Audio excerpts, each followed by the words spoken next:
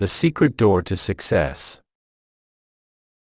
So the people shouted when the priests blew with the trumpets, and it came to pass, when the people heard the sound of the trumpet, and the people shouted with a great shout, that the wall fell down flat, so that the people went up into the city, every man straight before him, and they took the city. Joshua 6 verse 20.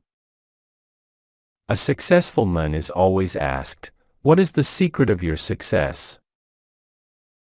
People never ask a man who is a failure, "What is the secret of your failure?"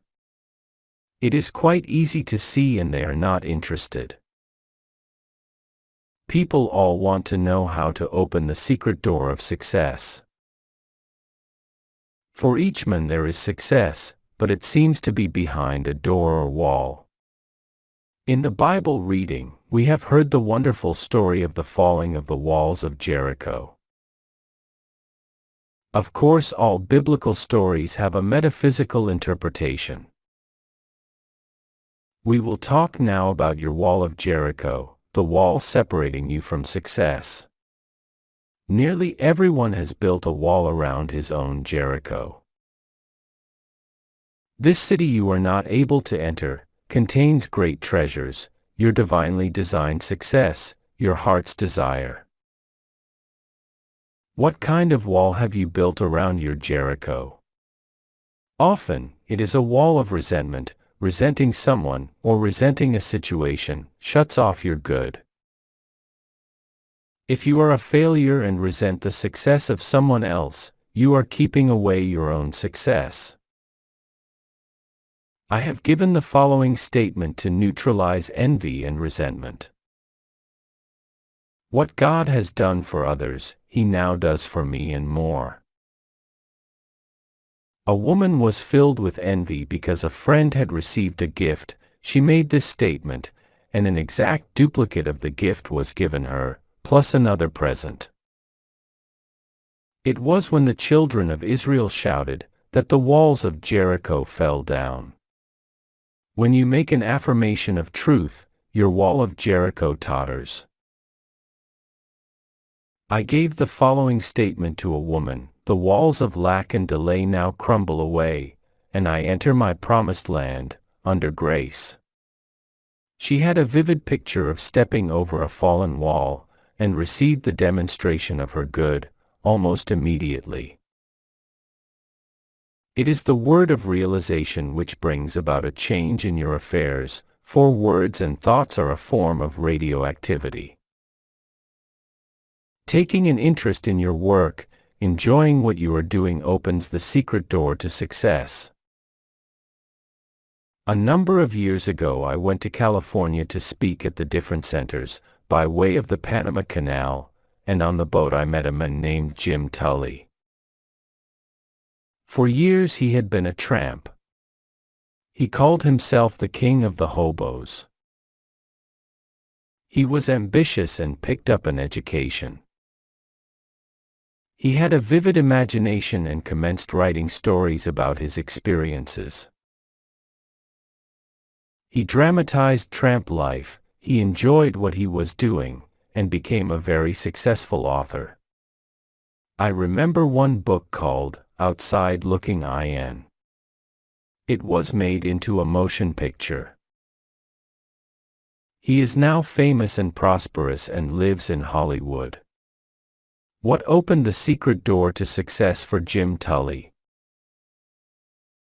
Dramatizing his life, being interested in what he was doing, he made the most of being a tramp. On the boat, we all sat at the captain's table, which gave us a chance to talk. Mrs. Grace Stone was also a passenger on the boat. She had written The Bitter Tea of General Yen, and was going to Hollywood to have it made into a moving picture. She had lived in China and was inspired to write the book. That is the secret of success, to make what you are doing interesting to other people. Be interested yourself, and others will find you interesting. A good disposition, a smile, often opens the secret door. The Chinese say, a man without a smiling face must not open a shop. The success of A Smile was brought out in a French moving picture in which Chevalier took the lead. The picture was called With a Smile. One of the characters had become poor, dreary, and almost a derelict. He said to Chevalier, "What good has my honesty done me?" Chevalier replied, "Even honesty won't help you without a smile." So the man changes on the spot, cheers up, and becomes very successful. Living in the past, complaining of your misfortunes, builds a thick wall around your Jericho. Talking too much about your affairs, scattering your forces, brings you up against a high wall. I knew a man of brains and ability, who was a complete failure. He lived with his mother and aunt, and I found that every night when he went home to dinner, he told them all that had taken place during the day at the office. He discussed his hopes, his fears, and his failures. I said to him, "You scatter your forces by talking about your affairs. Don't discuss your business with your family. Silence is golden." He took my lead. During dinner he refused to talk about business. His mother and aunt were in despair. They loved to hear all about everything, but his silence proved golden. Not long after, he was given a position at $100 a week, and in a few years, he had a salary of $300 a week. Success is not a secret, it is a system. Many people are up against the wall of discouragement. Courage and endurance are part of the system. We read this in lives of all successful men and women. I had an amusing experience which brought this to my notice. I went to a moving picture theater to meet a friend. While waiting, I stood near a young boy, selling programs. He called to people passing, "Buy a complete program of the picture, containing photographs of the actors and a sketch of their lives." Most people passed by without buying. To my great surprise, he suddenly turned to me and said, "Say, this ain't no racket for a guy with ambition." Then he gave a discourse on success. He said, "Most people give up just before something big is coming to them. A successful man never gives up." Of course I was interested and said, "I'll bring you a book the next time I come. It is called The Game of Life and How to Play It. You will agree with a lot of the ideas." A week or two later I went back with the book. The girl at the ticket office said to him, "Let me read it, Eddie, while you are selling programs." The man who took tickets leaned over to see what it was about. The game of life always gets people's interest. I returned to the theater in about 3 weeks. Eddie had gone. He had expanded into a new job that he liked.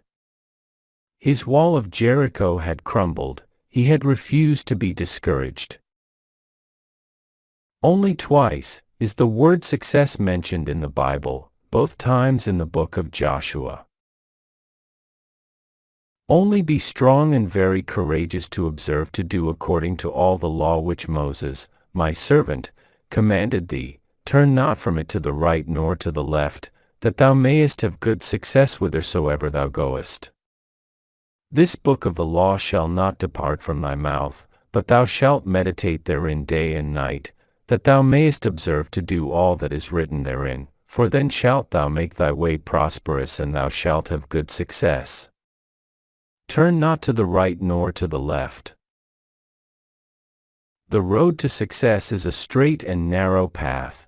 It is a road of loving absorption, of undivided attention. You attract the things you give a great deal of thought to. So if you give a great deal of thought to lack, you attract lack. If you give a great deal of thought to injustice, you attract more injustice. Joshua said, "And it shall come to pass, that when they make a long blast with the ram's horn, and when ye hear the sound of the trumpet, all the people shall shout with a great shout, and the wall of the city shall fall down flat, and the people shall ascend up, every man straight before him." The inner meaning of this story is the power of the word, your word which dissolves obstacles and removes barriers. When the people shouted, the walls fell down. We find in folklore and fairy stories, which come down from legends founded on truth, the same idea: a word opens a door or cleaves a rock. We have it again in the Arabian Nights story, Ali Baba and the 40 Thieves. I saw it made into a moving picture. Ali Baba has a secret hiding place, hidden somewhere behind rocks and mountains. The entrance may only be gained by speaking a secret word. It is "Open Sesame." Ali Baba faces the mountain and cries, "Open Sesame," and the rocks slide apart. It is very inspiring, for it gives you the realization of how your own rocks and barriers will part at the right word. So let us now take the statement, "The walls of lack and delay now crumble away, and I enter my promised land, under grace." Bricks without straw. There shall no straw be given you, yet ye shall make bricks without straw. Exodus 5 verse 18. In the 5th chapter of Exodus, we have a picture of everyday life, when giving a metaphysical interpretation. The children of Israel were in bondage to Pharaoh, the cruel taskmaster, ruler of Egypt. They were kept in slavery, making bricks, and were hated and despised. Moses had orders from the Lord to deliver his people from bondage. Moses and Aaron went in and told Pharaoh, "Thus saith the Lord God of Israel, Let my people go, that they may hold a feast unto me in the wilderness." He not only refused to let them go, but told them he would make their tasks even more difficult. They must make bricks without straw being provided for them. And the taskmasters of the people went out, and their officers, and they spake to the people, saying, "Thus saith Pharaoh, I will not give you straw. Go ye, get you straw where ye can find it, yet not aught of your work shall be diminished." It was impossible to make bricks without straw. The children of Israel were completely crushed by Pharaoh. They were beaten for not producing the bricks. Then came the message from Jehovah. "Go therefore now, and work, for there shall no straw be given you, yet shall ye deliver the tale, number, of bricks." Working with spiritual law, they could make bricks without straw, which means to accomplish the seemingly impossible. How often in life people are confronted with this situation? Agnes M. Lawson in her Hints to Bible Students says, "The life in Egypt under foreign oppression is the symbol of men under the hard taskmasters of destructive thinking, pride, fear, resentment, ill will, etc. The deliverance under Moses is the freedom man gains from the taskmasters, as he learns the law of life, for we can never come under grace, except we first know the law. The law must be made known in order to be fulfilled. In the 111th Psalm we read in the final verse, "The fear of the Lord, law, is the beginning of wisdom. A good understanding have all they that do his commandments. His praise endureth forever." Now if we read the word Lord, law, it will give us the key to the statement. The fear of the law, karmic law, is the beginning of wisdom, not the fear of the Lord. When we know that whatever we send out comes back, we begin to be afraid of our own boomerangs. I read in a medical journal the following facts telling of the boomerang this great pharaoh received.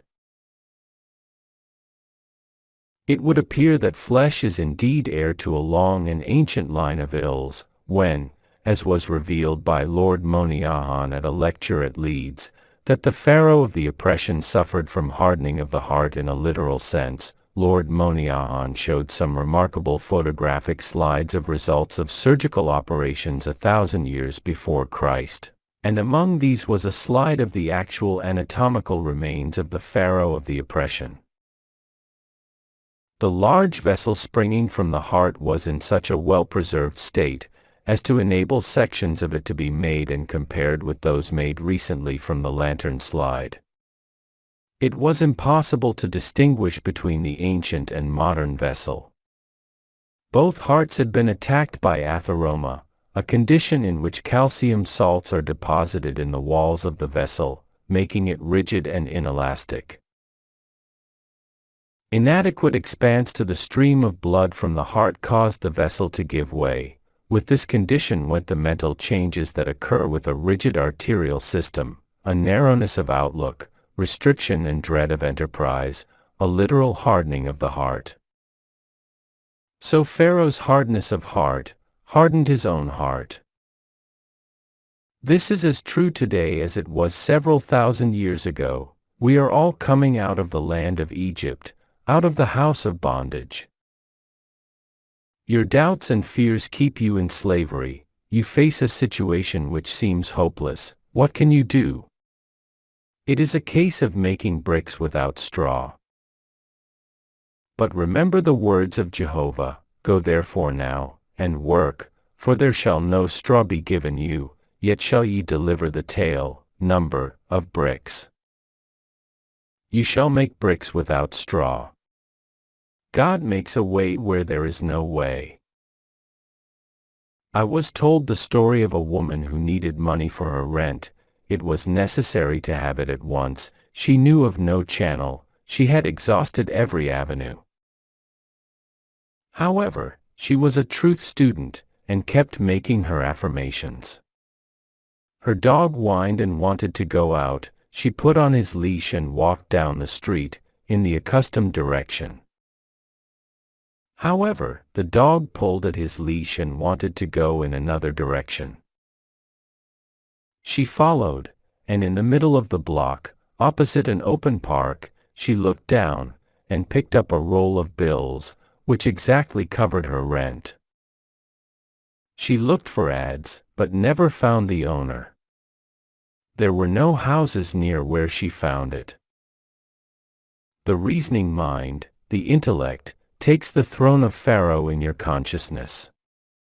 It says continually, it can't be done. What's the use? We must drown out these dreary suggestions with a vital affirmation. For example, take this statement, the unexpected happens, my seemingly impossible good now comes to pass. This stops all argument from the army of the aliens, the reasoning mind. The unexpected happens. That is an idea it cannot cope with. Thou hast made me wiser than mine enemies. Your enemy thoughts, your doubts, fears, and apprehensions. Think of the joy of really being free forever, from the Pharaoh of the oppression. To have the idea of security, health, happiness, and abundance established in the subconscious. It would mean a life free from all limitation. It would be the kingdom which Jesus Christ spoke of, where all things are automatically added unto us. I say automatically added unto us, because all life is vibration, and when we vibrate to success, happiness, and abundance, the things which symbolize these states of consciousness will attach themselves to us. Feel rich and successful, and suddenly you receive a large check or a beautiful gift. I tell the story showing the working of this law. I went to a party where people played games, and whoever won received a gift. The prize was a beautiful fan. Among those present was a very rich woman who had everything. Her name was Clara. The poorer and resentful ones got together and whispered, "We hope Clara doesn't get the fan." Of course Clara won the fan. She was carefree and vibrating to abundance. Envy and resentment short-circuit your good and keep away your fans. If you should happen to be resentful and envious, take the statement, "What God has done for others He now does for me and more." Then all the fans and things will come your way. No man gives to himself but himself, and no man takes away from himself but himself. The game of life is a game of solitaire. As you change, all conditions will change. Now to go back to Pharaoh the oppressor, no one loves an oppressor. I remember a friend I had many years ago. Her name was Letty. Her father had plenty of money and supplied her mother and herself with food and clothes, but no luxuries. We went to art school together, and all the students would buy reproductions of the Winged Victory, Whistler's Mother, or something to bring art into their homes. My friend's father called all these things plunder. He would say, "Don't bring home any plunder." So she lived a colorless life without a Winged Victory on her bureau or Whistler's Mother on the wall. He would say often to my friend and her mother, "When I die, you'll both be well off." One day someone said to Letty, "When are you going abroad?" All art students went abroad. She replied, cheerfully, "Not till Papa dies." So people always look forward to being free from lack and oppression. Let us now free ourselves from the tyrants of negative thinking. We have been slaves to doubts, fears, and apprehension, and let us be delivered as Moses delivered the children of Israel, and come out of the land of Egypt, out of the house of bondage. Find the thought which is your great oppressor, find the kingpin. In the logging camps in the spring, the logs are sent down the rivers in great numbers. Sometimes the logs become crossed and cause a jam. The men look for the log causing the jam, they call it the kingpin, straighten it, and the logs rush down the river again. Maybe your kingpin is resentment. Resentment holds back your good. The more you resent, the more you will have to resent. You grow a resentment track in your brain, and your expression will be one of habitual resentment. You will be avoided and miss the golden opportunities which await you each day. I remember a few years ago, the streets were filled with men selling apples. They got up early to get the good corners. I passed one several times on Park Avenue. He had the most disagreeable expression I have ever seen. As people passed he said, "Apples. Apples," but no one stopped to buy. I invested in an apple and said, "You'll never sell apples unless you change your expression." He replied, "Well, that guy over there took my corner."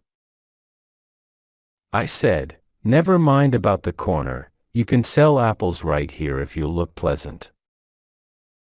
He said, "Okay, lady," and I went on. The next day I saw him, his whole expression had changed. He was doing a big business, selling apples with a smile. So find your kingpin. You may have more than one, and your logs of success, happiness, and abundance will go rushing down your river. Go therefore now and work, for there shall no straw be given you, yet ye shall make bricks without straw. And 5 of them were wise. And 5 of them were wise, and 5 were foolish. They that were foolish took their lamps, and took no oil with them. Math. 25:2:3.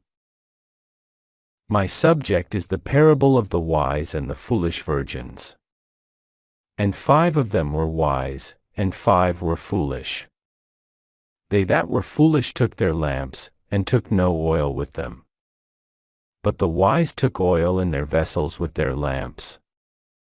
The parable teaches that true prayer means preparation.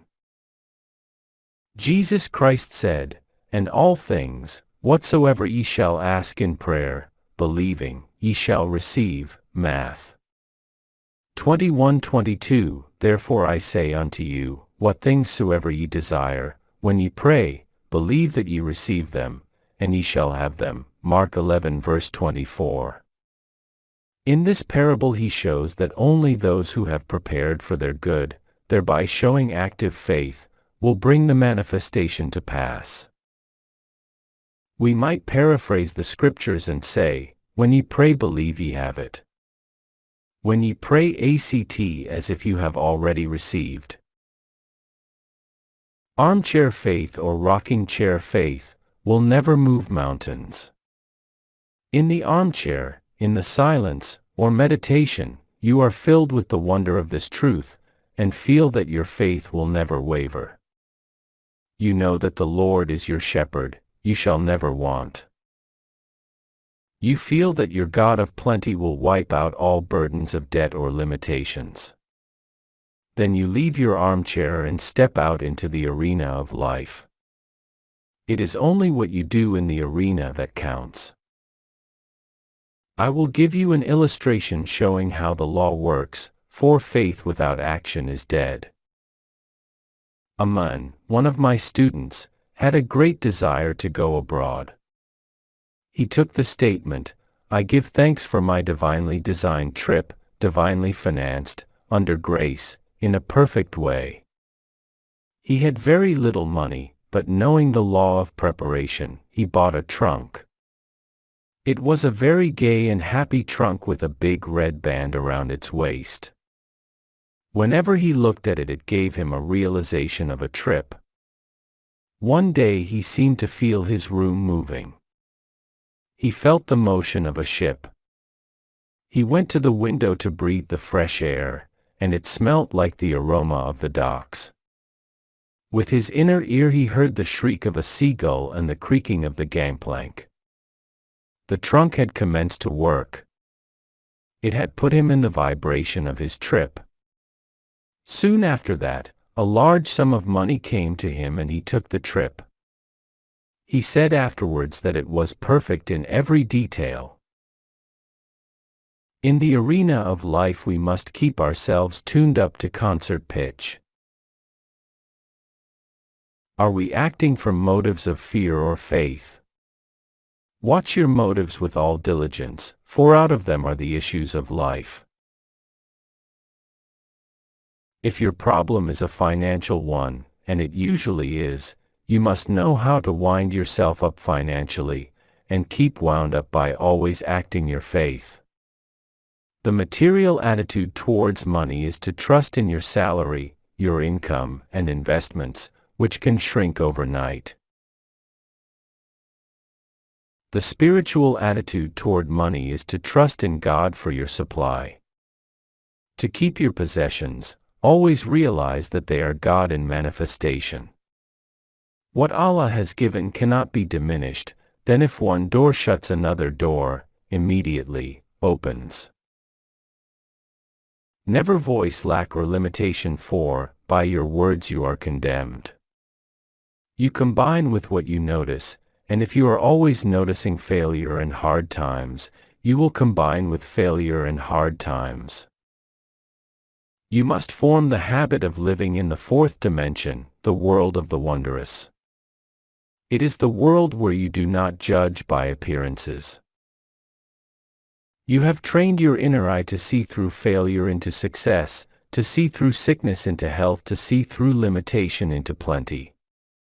I will give you the land which your inner eye sees. I will give to you the land which thou seest. The man who achieves success has the fixed idea of success. If it is founded on a rock of truth and rightness, it will stand. If not, it is built upon sand and washed into the sea, returning to its native nothingness. Only divine ideas can endure. Evil destroys itself, for it is a cross-current against universal order, and the way of the transgressor is hard. They that were foolish took their lamps, and took no oil with them. But the wise took oil in their vessels with their lamps. The lamp symbolizes man's consciousness. The oil is what brings light or understanding. While the bridegroom tarried, they all slumbered and slept. And at midnight there was a cry made, Behold, the bridegroom cometh, go ye out to meet him. Then all those virgins arose, and trimmed their lamps. And the foolish said unto the wise, Give us your oil, for our lamps are gone out.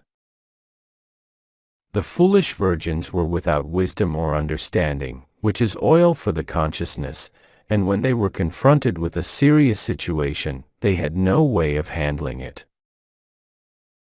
And when they said to the wise, Give us of your oil, the wise answered, saying, Not so, lest there be not enough for us and you, but go ye rather to them that sell, and buy for yourselves. That means that the foolish virgins could not receive more than was in their consciousness, or what they were vibrating to. The men received the trip because it was in his consciousness, as a reality. He believed that he had already received. As he prepared for the trip, he was taking oil for his lamps. With realization comes manifestation. The law of preparation works both ways. If you prepare for what you fear or don't want, you begin to attract it. David said, The thing I feared has come upon me. We hear people say, I must put away money in case of illness. They are deliberately preparing to be ill. Or, I'm saving for a rainy day. The rainy day is sure to come, at a most inconvenient time. The divine idea for every man is plenty. Your barns should be full, and your cup should flow over, but we must learn to ask aright. For example, take this statement, I call on the law of accumulation. My supply comes from God, and now pours in and piles up, under grace. This statement does not give any picture of stint or saving or sickness. It gives a fourth-dimensional feeling of abundance, leaving the channels to infinite intelligence. Every day you must make a choice, will you be wise or foolish? Will you prepare for your good? Will you take the giant swing into faith? Or serve doubt and fear and bring no oil for your lamps? And while they went to buy, the bridegroom came, and they that were ready went in with him to the marriage, and the door was shut. Afterward came also the other virgins, saying, Lord, Lord, open to us. But he answered and said, Verily I say unto you, I know you not. You may feel that the foolish virgins paid very dearly for neglecting to bring oil for their lamps, but we are dealing with the law of karma, or the law of comeback. It has been called the Judgment Day, which people usually associate with the end of the world. Your judgment day comes, they say, in sevens, 7 hours, 7 days, 7 weeks, 7 months, or 7 years. It might even come in 7 minutes. Then you pay some karmic debt, the price for having violated spiritual law. You failed to trust God, you took no oil for your lamps. Every day examine your consciousness and see just what you are preparing for. You are fearful of lack and hang on to every cent, thereby attracting more lack. Use what you have with wisdom and it opens the way for more to come to you. In my book, Your Word is Your Wand, I tell about the magic purse. In the Arabian Nights they tell the story of a man who had a magic purse. As money went out, immediately money appeared in it again. So I made the statement, my supply comes from God, I have the magic purse of the Spirit. It can never be depleted. As money goes out, immediately money comes in. It is always crammed, jammed with abundance, under grace, in perfect ways. This brings a vivid picture to mind. You are drawing on the bank of the imagination. A woman who did not have much money was afraid to pay any bills and see her bank account dwindle. It came to her with great conviction, I have the magic purse of the Spirit. It can never be depleted. As money goes out, immediately, money comes in. She fearlessly paid her bills, and several large checks came to her that she did not expect. Watch and pray lest ye enter into the temptation of preparing for something destructive instead of something constructive. I knew a woman who told me she always kept a long crepe veil handy in case of funerals. I said to her, you are a menace to your relatives, and are preparing to hurry them all off, so that you can wear the veil. She destroyed it. Another woman who had no money decided to send her 2 daughters to college. Her husband scorned the idea and said, who will pay their tuition? I have no money for it. She replied, I know some unforeseen good will come to us. She kept on preparing her daughters for college. Her husband laughed heartily and told all their friends that his wife was sending the girls to college on some unforeseen good. A rich relative suddenly sent her a large sum of money. Some unforeseen good did arrive, for she had shown active faith. I asked what she had said to her husband when the check arrived.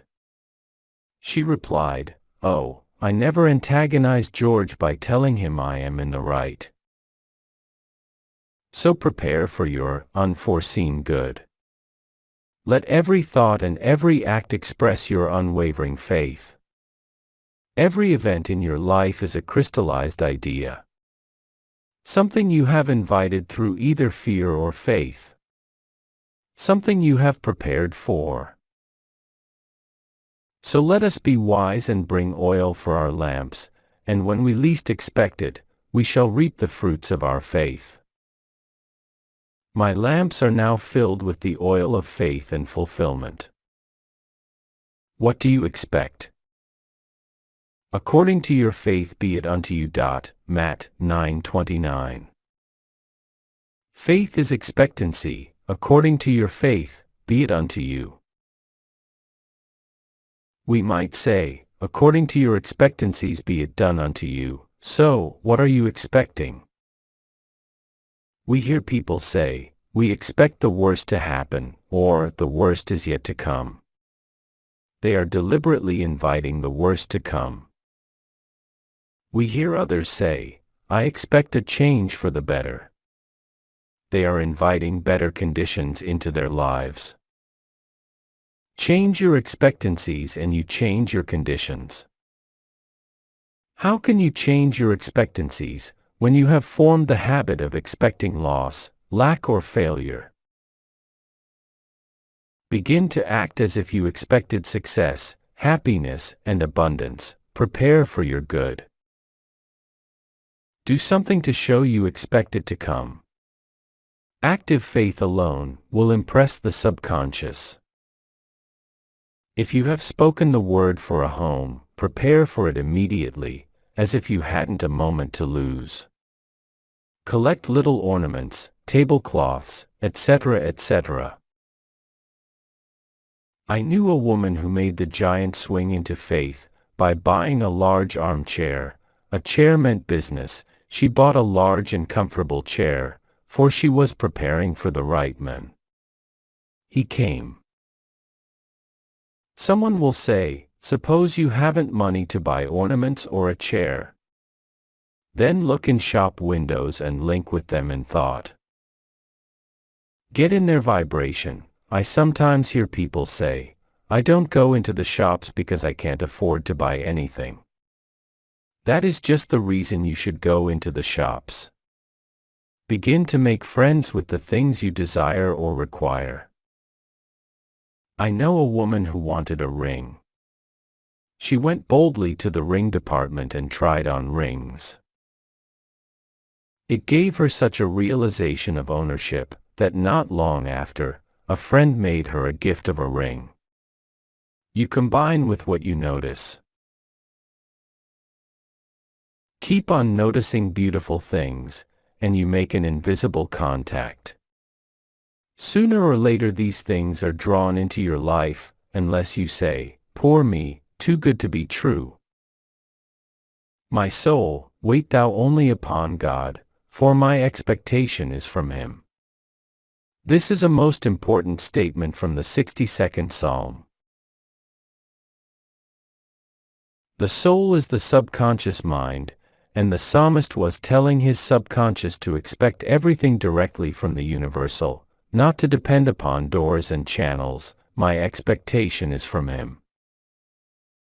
God cannot fail, for His ways are ingenious, His methods are sure. You can expect any seemingly impossible good from God, if you do not limit the channels. Do not say how you want it done, or how it can't be done. God is the giver and the gift and creates His own amazing channels. Take the following statement: I cannot be separated from God the giver, therefore, I cannot be separated from God the gift. The gift is God in action. Get the realization that every blessing is good in action, and see God in every face and good in every situation. This makes you master of all conditions.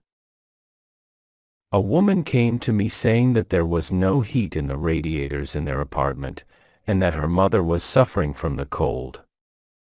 She added, "The landlord has declared that we can't have heat until a certain date." I replied, "God is your landlord." She said, "That's all I want to know," and rushed out. That evening the heat was turned on without asking. It was because she realized that the landlord was God in manifestation. This is a wonderful age, for people are becoming miracle-minded. It is in the air. Quoting from an article which I found in the New York Journal and American by John Anderson, it corroborates what I have just said. The title of the article is, "Theater Goers Make Hits of Metaphysical Plays." "If," said a cynical manager, who shall be called Brock Pemberton, with a slight accent of sarcasm in his voice, the other night, on an intermission curbside talk, "you fellows," meaning the critics, "know so much about what the New York public wants, why don't you tell me what to produce? Why don't you run me into business instead of out of it? Why don't you tell me what sort of play the playgoers want to see?" "I would," I said, "but you wouldn't believe it." "You're hedging," he said, "you don't know, and you're trying to cover up by pretending to know more than you're willing to say. You haven't any more idea than I have this minute what sort of plays generally succeed." "I have," I said. "There is one surefire success, one theme that works and has always worked, whether it is competing with Boy Meets Girl, mysteries, historical tragedies, etc. No play on the theme has ever completely failed if it had any merit at all, and a lot of poor ones have been big hits." "You're stalling again," said Mr. Pemberton. "What sort of plays are they?" "Metaphysical," I said, fouling slightly with a big word and waiting quietly for the effect. "Metaphysical," said Mr. Pemberton, "you mean metaphysical." I paused a moment and since Mr. Pemberton said nothing, went right on spouting such titles as The Green Pastures, The Star Wagon, Father Malachi's Miracle, etc. Some of these, I added, reached the public over the heads of the critics. But Mr. Pemberton had departed to ask probably, in every theater in town, is there a metaphysician in the house? People are beginning to realize the power of their words and thoughts. They understand why faith is the substance of the thing hoped for, the evidence of things not seen. We see the law of expectancy working out through superstition. If you walk under a ladder and expect it to give you bad luck, it will give you bad luck. The ladder is quite innocent. Bad luck came because you expected it. We might say, expectancy is the substance of the things hoped for, or expectancy is the substance of the thing man fears. The thing I expected has come upon me. Nothing is too good to be true, nothing is too wonderful to happen, nothing is too good to last, when you look to God for your good. Now think of the blessings which seem so far off, and begin to expect them now, under grace, in an unexpected way, for God works in unexpected ways, His wonders to perform. I was told that there are 3,000 promises in the Bible. Let us now expect all these blessings to come to pass. Among them we are promised riches and honor, eternal youth, your flesh shall become as a little child's, and eternal life, death itself shall be overcome. Christianity is founded upon the forgiveness of sins and an empty tomb. We now know that all these things are scientifically possible. As we call on the law of forgiveness, we become free from mistakes and the consequences of mistakes. Though your sins be as scarlet, ye shall be washed whiter than wool. Then our bodies will be bathed in light, and express the body electric, which is incorruptible and indestructible, pure substance, expressing perfection. I expect the unexpected, my glorious good now comes to pass. The long arm of God. The eternal God is thy refuge, and underneath are the everlasting arms. Deuteronomy 33 verse 27. In the Bible, the arm of God always symbolizes protection. The writers of the Bible knew the power of a symbol. It brings a picture which impresses the subconscious mind. They used the symbols of the rock, sheep, shepherds, vineyard, lamp, and hundreds of others. It would be interesting to know how many symbols are used in the Bible. The arm also symbolizes strength. The eternal God is thy refuge, and underneath are the everlasting arms, and he shall thrust out the enemy from before thee, and shall say, destroy them. Who is the enemy before thee? The negative thought forms which you have built up in your subconscious mind. A man's enemies are only those of his own household. The everlasting arms thrust out these enemy thoughts and destroy them. Have you ever felt the relief of getting out some negative thought form?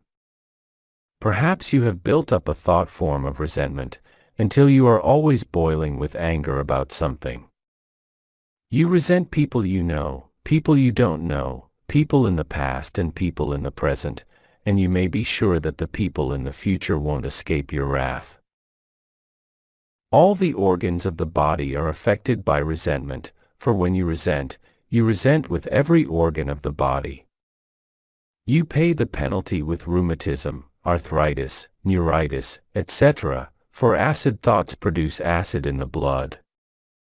All this trouble comes because you are fighting the battle, not leaving it to the long arm of God. I have given the following statement to many of my students. The long arm of God reaches out over people and conditions, controlling this situation and protecting my interests.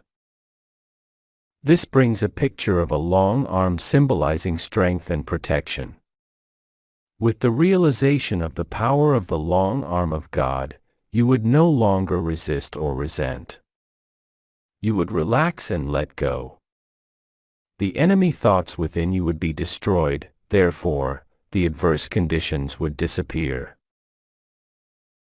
Spiritual development means the ability to stand still, or stand aside, and let infinite intelligence lift your burdens and fight your battles.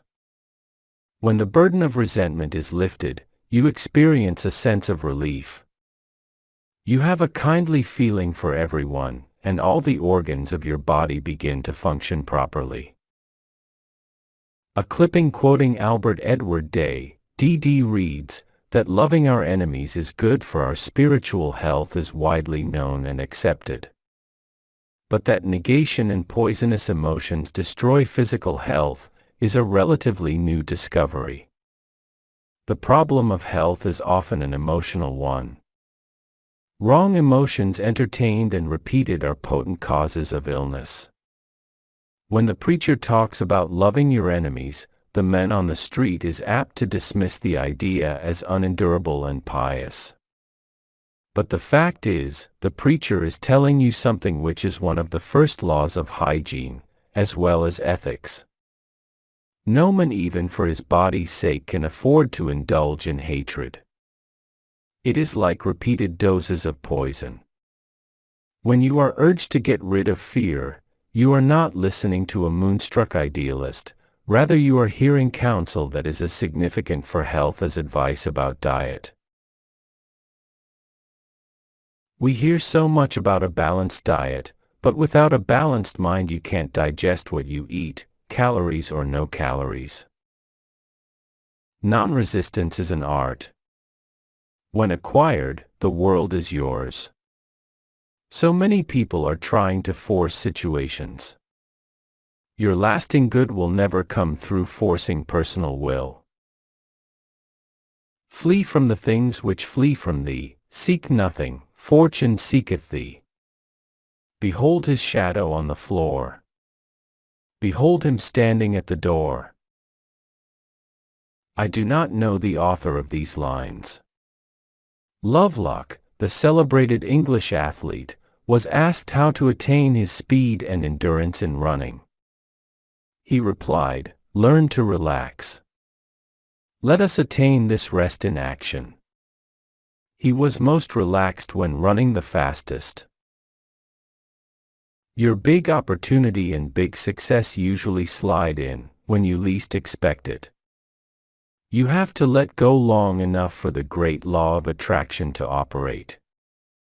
You never saw a worried and anxious magnet. It stands up straight and hasn't a care in the world, because it knows the needles can't help jumping to it. The things we rightly desire come to pass when we have taken the clutch off. I say in my correspondence course, do not let your heart's desire become a heart's disease. You are completely demagnetized when you desire something too intensely. You worry, fear, and agonize. There is an occult law of indifference. None of these things move me. Your ship's coming over a don't care sea. Many people in truth antagonize friends because they are too anxious for them to read the books and go to the lectures. They meet opposition. A friend took my book, The Game of Life and How to Play It, to her brother's house to read. The young men of the family refused to read it. No, nut stuff for them. One of these young men drives a taxi cab. One night he drove a taxi which belonged to another man. In going over the car he found a book stuffed away somewhere. It was The Game of Life and How to Play It. The next day he said to his aunt, "I found Mrs. Shinn's book in the taxi last night. I read it and it's great. There's a lot of good reading in it. Why doesn't she write another book?" God works in roundabout ways, His wonders to perform. I meet unhappy people and a few grateful and contented people. A man said to me one day, "I have a great deal to be thankful for. I have good health, enough money, and I'm still single. The 89th Psalm is very interesting, for we find that two individuals take part, the man who sings the psalm, for all psalms are songs or poems, and the Lord God of hosts answers him. It is a song of praise and thanksgiving, extolling the strong arm of God. I will sing of the mercies of the Lord forever. O Lord God of hosts, who is a strong Lord like unto thee? Thou hast a mighty arm, strong is thy hand, and high is thy right hand. Then the Lord of hosts replies, with whom my hand shall be established, mine arm also shall strengthen him. My mercy will I keep for him forevermore, and my covenant shall stand fast with him. We only hear the words, forevermore, in the Bible and in fairy tales. In the absolute, man is outside of time and space. His good is from everlasting to everlasting. The fairy tales came down from the old Persian legends which were founded upon truth. Aladdin and his wonderful lamp is the outpicturing of the word. Aladdin rubbed the lamp and all his desires came to pass. Your word is your lamp. Words and thoughts are a form of radioactivity and do not return void. A scientist has said that words are clothed in light. You are continually reaping the fruits of your words. A friend in one of my meetings said that she had brought a man to my class who had been out of work for a year or more. I gave the statement, now is the appointed time. Today is the day of my amazing good fortune. It clicked in his consciousness. Soon after, he was given a position which paid him $9,000 a year. A woman told me that when I blessed the offering I said that each offering would return 1,000-fold. She had put $1 in the collection. She said with great realization, that dollar is blessed and returns $1,000. She received $1,000 a short time afterwards, in a most unexpected way. Why do some people demonstrate this truth so much more quickly than others? It is because they have the ears that hear. Jesus Christ tells the parable of the man who sowed the seed and it fell upon good ground. The seed is the word. I say, listen for the statement that clicks, the statement that gives you realization. That statement will bear fruit. The other day I went into a shop where I know the employer quite well. I had given one of his employees an affirmation card. I said to him, jokingly, I wouldn't waste an affirmation card on you. You wouldn't use it. He replied, oh, sure, give me one. I'll use it. The following week I gave him a card. Before I left he rushed up to me excitedly and said, I made that statement and 2 new customers walked in. It was, now is the appointed time, today is the day of my amazing good fortune. It had clicked. So many people use their words in exaggerated and reckless statements. I find a great deal of material for my talks in the beauty parlor. A young girl wanted a magazine to read. She called to the operator, give me something terribly new and frightfully exciting. All she wanted was the latest moving picture magazine. You hear people say, I wish something terribly exciting would happen. They are inviting some unhappy, but exciting, experience into their lives. Then they wonder why it happened to them. There should be a chair of metaphysics in all colleges. Metaphysics is the wisdom of the ages. It is the ancient wisdom taught all through the centuries in India and Egypt and Greece. Hermes Trismegistus was a great teacher of Egypt. His teachings were closely guarded and have come down to us over 10 centuries. He lived in Egypt in the days when the present race of men was in its infancy. But if you read the Kybalion carefully, you will find that he taught just what we are teaching today. He said that all mental states were accompanied by vibrations.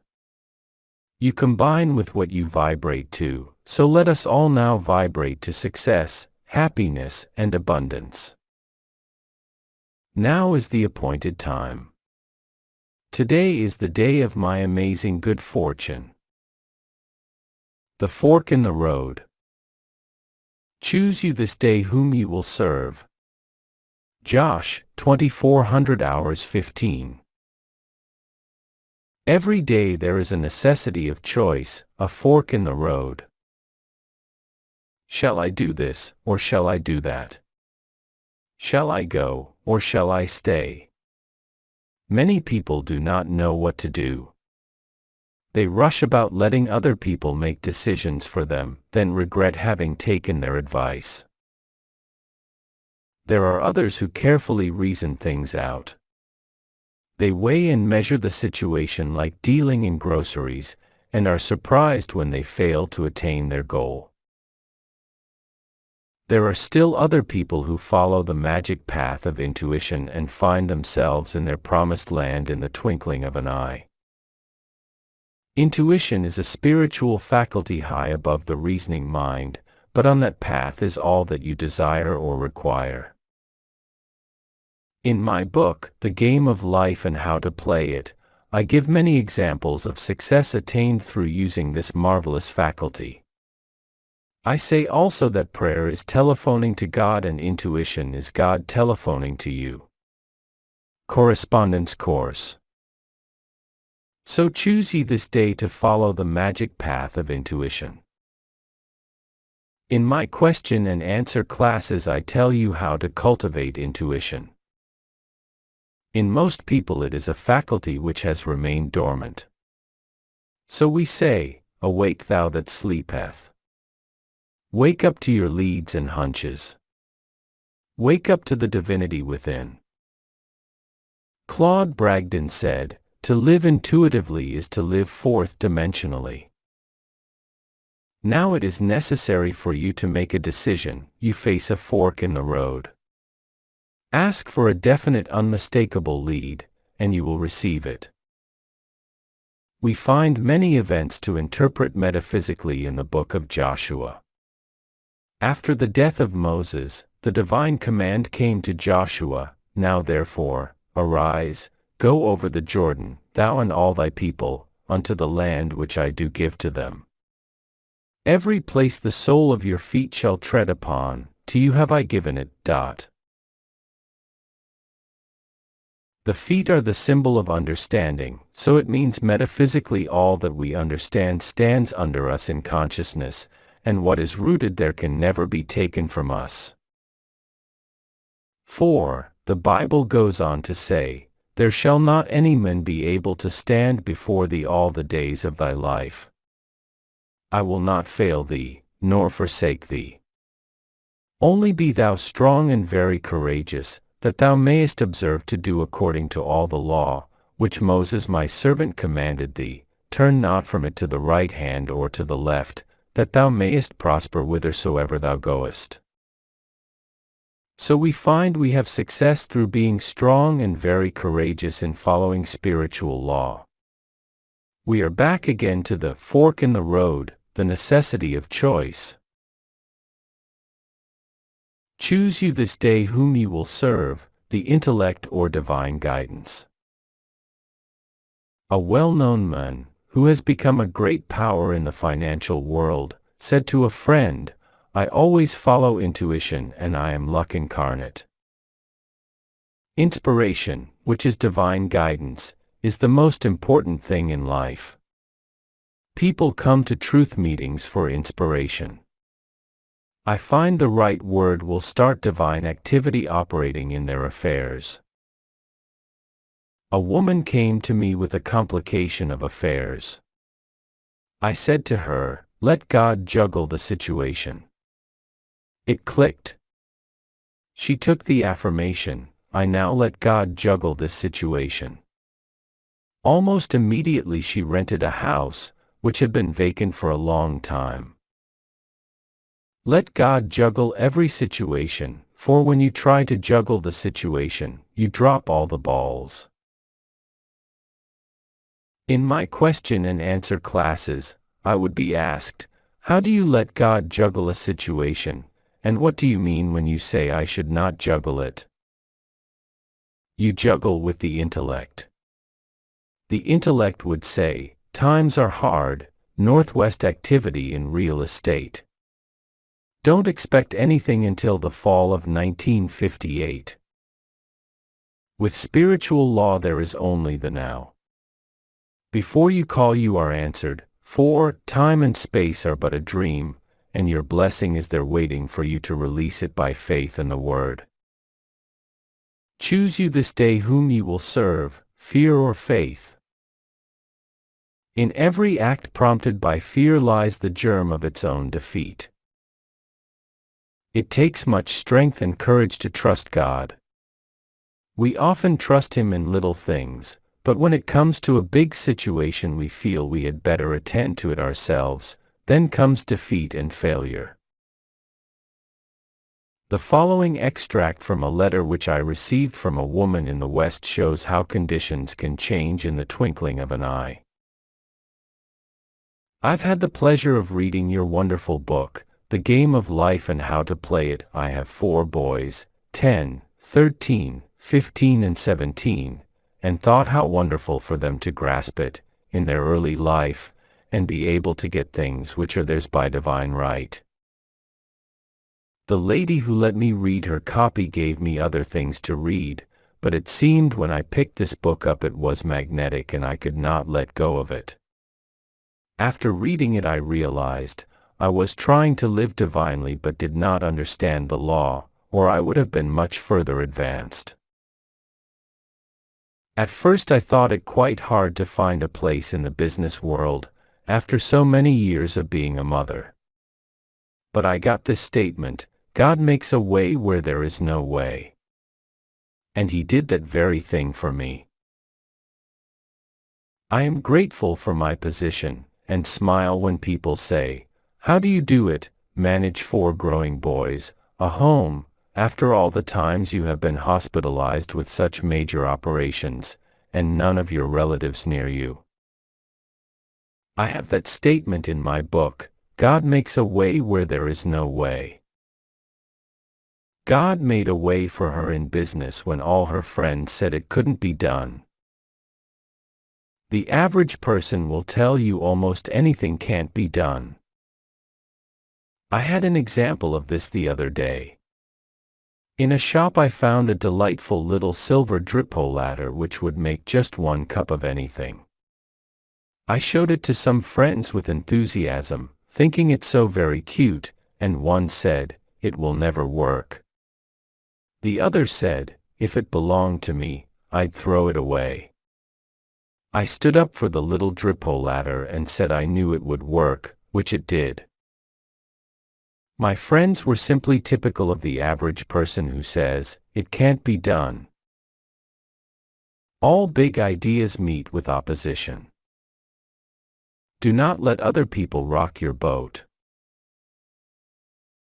Follow the path of wisdom and understanding, and turn not from it to the right hand or to the left, that thou mayest prosper whithersoever thou goest.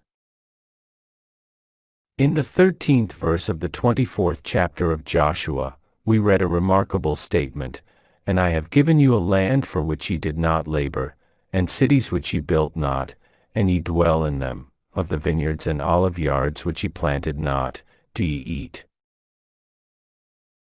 This shows that man cannot earn anything, his blessings come as gifts. Gifts lest any man shall boast. With the realization of wealth, we receive the gift of wealth. With the realization of success, we receive the gift of success, for success and abundance are states of mind.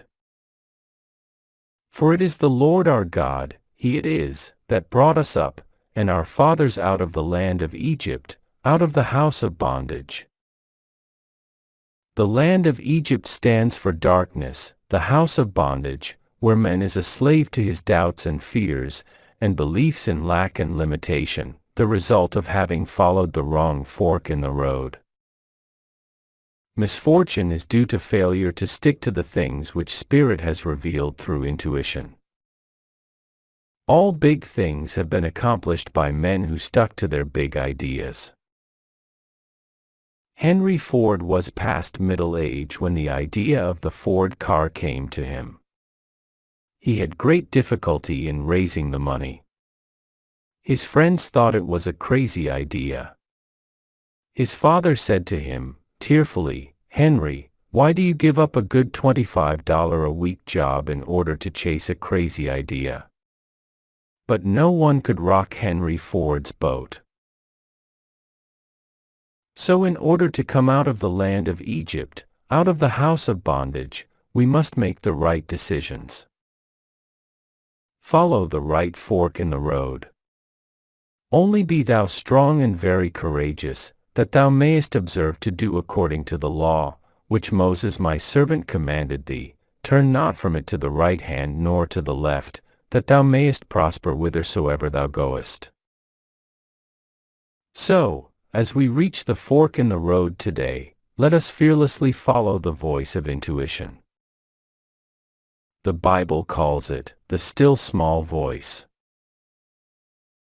There came a voice behind me, saying, "This is the way, walk ye in it." On this path is the good, already prepared for you. You will find the land for which ye did not labor, and cities which ye built not, and ye dwell in them. Of the vineyards and olive yards which ye planted not, do ye eat. I am divinely led, I follow the right fork in the road. God makes a way where there is no way. Crossing your Red Sea. Speak unto the children of Israel that they go forward. Exodus 14 verse 15. One of the most dramatic stories in the Bible is the episode of the children of Israel crossing the Red Sea. Moses was leading them out of the land of Egypt where they were kept in bondage and slavery. They were being pursued by the Egyptians. The children of Israel, like most people, did not enjoy trusting God. They did a lot of murmuring. They said to Moses, "Is not this the word that we did tell thee in Egypt, saying, Let us alone, that we may serve the Egyptians? For it had been better for us to serve the Egyptians, than that we should die in the wilderness." And Moses said unto the people, "Fear ye not, stand still, and see the salvation of the Lord, which he will show to you today. For the Egyptians whom ye have seen today, ye shall see them again no more forever. The Lord shall fight for you, and ye shall hold your peace." We might say that Moses pounded faith into the children of Israel. They preferred being slaves to their old doubts and fears, for Egypt stands for darkness, than to take the giant swing into faith, and pass through the wilderness to their promised land. There is, indeed, a wilderness to pass through before your promised land is reached. The old doubts and fears encamp round about you, but there is always someone to tell you to go forward. There is always a Moses on your pathway. Sometimes it is a friend, sometimes intuition. And the Lord said to Moses, "Wherefore criest thou unto me? Speak unto the children of Israel, that they go forward. But lift thou up thy rod, and stretch out thine hand over the sea, and divide it, and the children of Israel shall go on dry ground through the midst of the sea." And Moses stretched out his hand over the sea, and the Lord caused the sea to go back by a strong east wind all that night, and made the sea dry land, and the waters were divided. And the children of Israel went into the midst of the sea upon the dry ground, and the waters were a wall unto them on their right hand, and on their left. And the Egyptians pursued, and went in after them to the midst of the sea, even all Pharaoh's horses, his chariots, and his horsemen. And the Lord said unto Moses, Stretch out thine hand over the sea, that the waters may come again upon the Egyptians, upon their chariots, and upon their horsemen. And Moses stretched forth his hand over the sea, and the sea returned, and the Egyptians fled against it, and the Lord overthrew the Egyptians in the midst of the sea. And the waters returned, and covered the chariots, and the horsemen, and all the hosts of Pharaoh that came into the sea after them, there remained not so much as one of them. Now remember, the Bible is talking about the individual. It is talking about your wilderness, your Red Sea, and your promised land.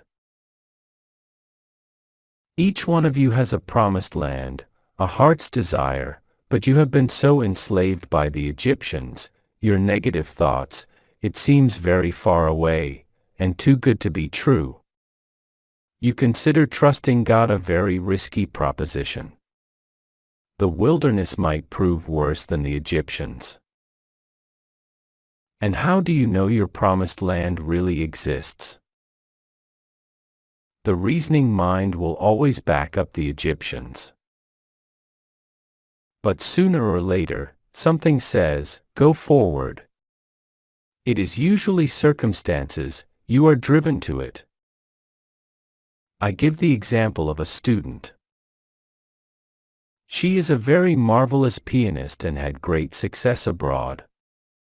She came back with a book full of press clippings, and a happy heart. A relative took an interest in her and said she would back her financially for a concert tour. They chose a manager who took charge of the expenses, and attended to her bookings. After a concert or two, there were no more funds. The manager had taken them. My friend was left stranded, desolate and disappointed. This was about the time that she came to me. She hated the men, and it was making her ill. She had very little money and could afford only a cheerless room where her hands were often too cold to practice. She was indeed in bondage to the Egyptians, hate, resentment, lack and limitation. Someone brought her to one of my meetings, and she spoke to me and told her story. I said, in the first place you must stop hating that man. When you are able to forgive him, your success will come back to you. You are taking your initiation in forgiveness. It seemed a pretty big order, but she tried and came regularly to all my meetings. In the meantime, the relative had started a suit to recover the money. Time went on and it never came to court. My friend had a call to go to California. She was no longer disturbed by the situation, and had forgiven the man. Suddenly, after about 4 years, she was notified that the case had come to court. She called me upon her arrival in New York, and asked me to speak the word for rightness and justice. They went at the time appointed, and it was all settled out of court, the men restoring the money by monthly payments. She came to me overflowing with joy, for she said, I hadn't the least resentment toward the man. He was amazed when I greeted him cordially. Her relative said that all the money was to go to her, so she found herself with a big bank account. Now she will soon reach her promised land. She came out of the house of bondage, of hate and resentment, and crossed her Red Sea. Her goodwill toward the men caused the waters to part, and she crossed over on dry land. Dry land symbolizes something substantial under your feet, the feet symbolizing understanding. Moses stands out as one of the greatest figures in biblical history. It came to Moses to move from Egypt with his nation. The task before him was not only the unwillingness of Pharaoh to let go of those whom he had made into profitable slaves, but also to stimulate to open rebellion this nation which had lost its initiative under the hardships of its taskmasters. It required extraordinary genius to meet this condition, which Moses possessed with self-abnegation and the courage of his own convictions. Self-abnegation. He was called the meekest of men. We have often heard the expression, as meek as Moses. He was so meek towards the commands of the Lord, that he became one of the strongest of men. The Lord said to Moses, "Lift thou up thy rod, and stretch out thine hand over the sea, and divide it, and the children of Israel shall go on dry ground through the midst of the sea." So, never doubting, he said to the children of Israel, "Go forward." This was a daring thing to do, to lead a multitude of people into the sea, having perfect faith they would not drown. Behold the miracle. The Lord caused the sea to go back by a strong east wind all that night, and made the sea dry land, and the waters were divided. Now remember, this could happen for you this very day. Think of your problem. Maybe you have lost your initiative from living so long a slave to Pharaoh, your doubts, fears, and discouragements. Say to yourself, "Go forward." The Lord caused the sea to go back by a strong east wind. We will think of this strong east wind as a strong affirmation. Take a vital statement of truth. For example, if your problem is a financial one, say, "My supply comes from God, and big happy financial surprises now come to me, under grace, in perfect ways." The statement is a good one, for it contains the element of mystery. We are told that God works in mysterious ways his wonders to perform. We might say in surprising ways. Now that you have made your statement for supply, you have caused the east wind to blow. So walk up to your Red Sea of lack or limitation. The way to walk up to your Red Sea is to do something to show your fearlessness. I will tell the story of a student who had an invitation to visit friends at a very fashionable summer resort. She had been living in the country for a long time, grown heavier, and nothing fitted her but her Girl Scout suit. Suddenly, she received the invitation. It meant evening clothes, slippers, and accessories, none of which she had, and no money to buy them. She came to me. I said, "What is your hunch?" She replied, "I feel very fearless. I have the hunch to go, anyway." So she squeezed herself into something to travel in, and went. When she arrived at her friend's house she was greeted warmly, but her hostess said, with some embarrassment, "Maybe what I've done will hurt you, but there are some evening clothes and slippers I never wear which I have put in your room. Won't you make use of them?" My friend assured her she would be delighted, and everything fitted perfectly. She had, indeed, walked up to her Red Sea and passed over on dry land. The waters of my Red Sea part, and I pass over on dry land. I now go forward into my promised land. The watchman at the gate. Also I set watchmen over you, saying, "Hearken to the sound of the trumpet." Jeremiah 6 verse 17. We must all have a watchman at the gate of our thoughts. The watchman at the gate is the superconscious mind. We have the power to choose our thoughts. Since we have lived in the race thought for thousands of years, it seems almost impossible to control them. They rush through our minds like stampeding cattle or sheep. But a single sheepdog can control the frightened sheep and guide them into the sheep pen.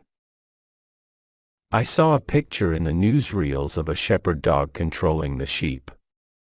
He had rounded up all but 3. These 3 resisted and resented. They backed and lifted their front feet in protest, but the dog simply sat down in front and never took his eyes off them. He did not bark or threaten. He just sat and looked his determination. In a little while the sheep tossed their heads and went in the pen.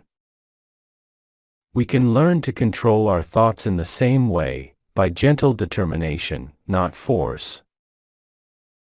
We take an affirmation and repeat it continually, while our thoughts are on the rampage. We cannot always control our thoughts, but we can control our words, and repetition impresses the subconscious, and we are then master of the situation.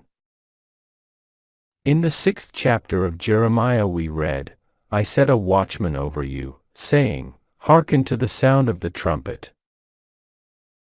Your success and happiness in life depend upon the watchman at the gate of your thoughts, for your thoughts, sooner or later, crystallize on the external. People think by running away from a negative situation, they will be rid of it, but the same situation confronts them wherever they go. They will meet the same experiences until they have learned their lessons. This idea is brought out in the moving picture, The Wizard of Oz. The little girl, Dorothy, is very unhappy because the mean woman in the village wants to take away her dog, Toto. She goes, in despair, to confide in her Aunt Em and Uncle Henry, but they are too busy to listen, and tell her to run along. She says to Toto, there is somewhere, a wonderful place high above the skies where everybody is happy and no one is mean. How she would love to be there. A Kansas cyclone suddenly comes along, and she and Toto are lifted up, high in the sky, and land in the country of Oz.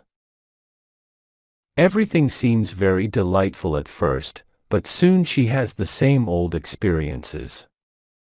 The mean old woman of the village has turned into a terrible witch, and is still trying to get Toto from her. How she wishes she were back in Kansas. She is told to find the Wizard of Oz. He is all-powerful and will grant her request. She starts off to find his palace in the Emerald City. On the way she meets a scarecrow. He is so unhappy because he hasn't a brain. She meets a man made of tin, who is so unhappy because he hasn't a heart. Then she meets a lion who is so unhappy because he has no courage. She cheers them up by saying, "We'll all go to the Wizard of Oz and he'll give us what we want, the scarecrow a brain, the tin man a heart, and the lion courage." They encounter terrible experiences, for the bad witch is determined to capture Dorothy and take away Toto and the ruby slippers which protect her. At last they reach the Emerald Palace of the Wizard of Oz. They ask for an audience, but are told no one has ever seen the Wizard of Oz, who lives mysteriously in the palace. But through the influence of the Good Witch of the North, they enter the palace. There they discover that the wizard is just a fake magician from Dorothy's hometown in Kansas. They are all in despair because their wishes cannot be granted.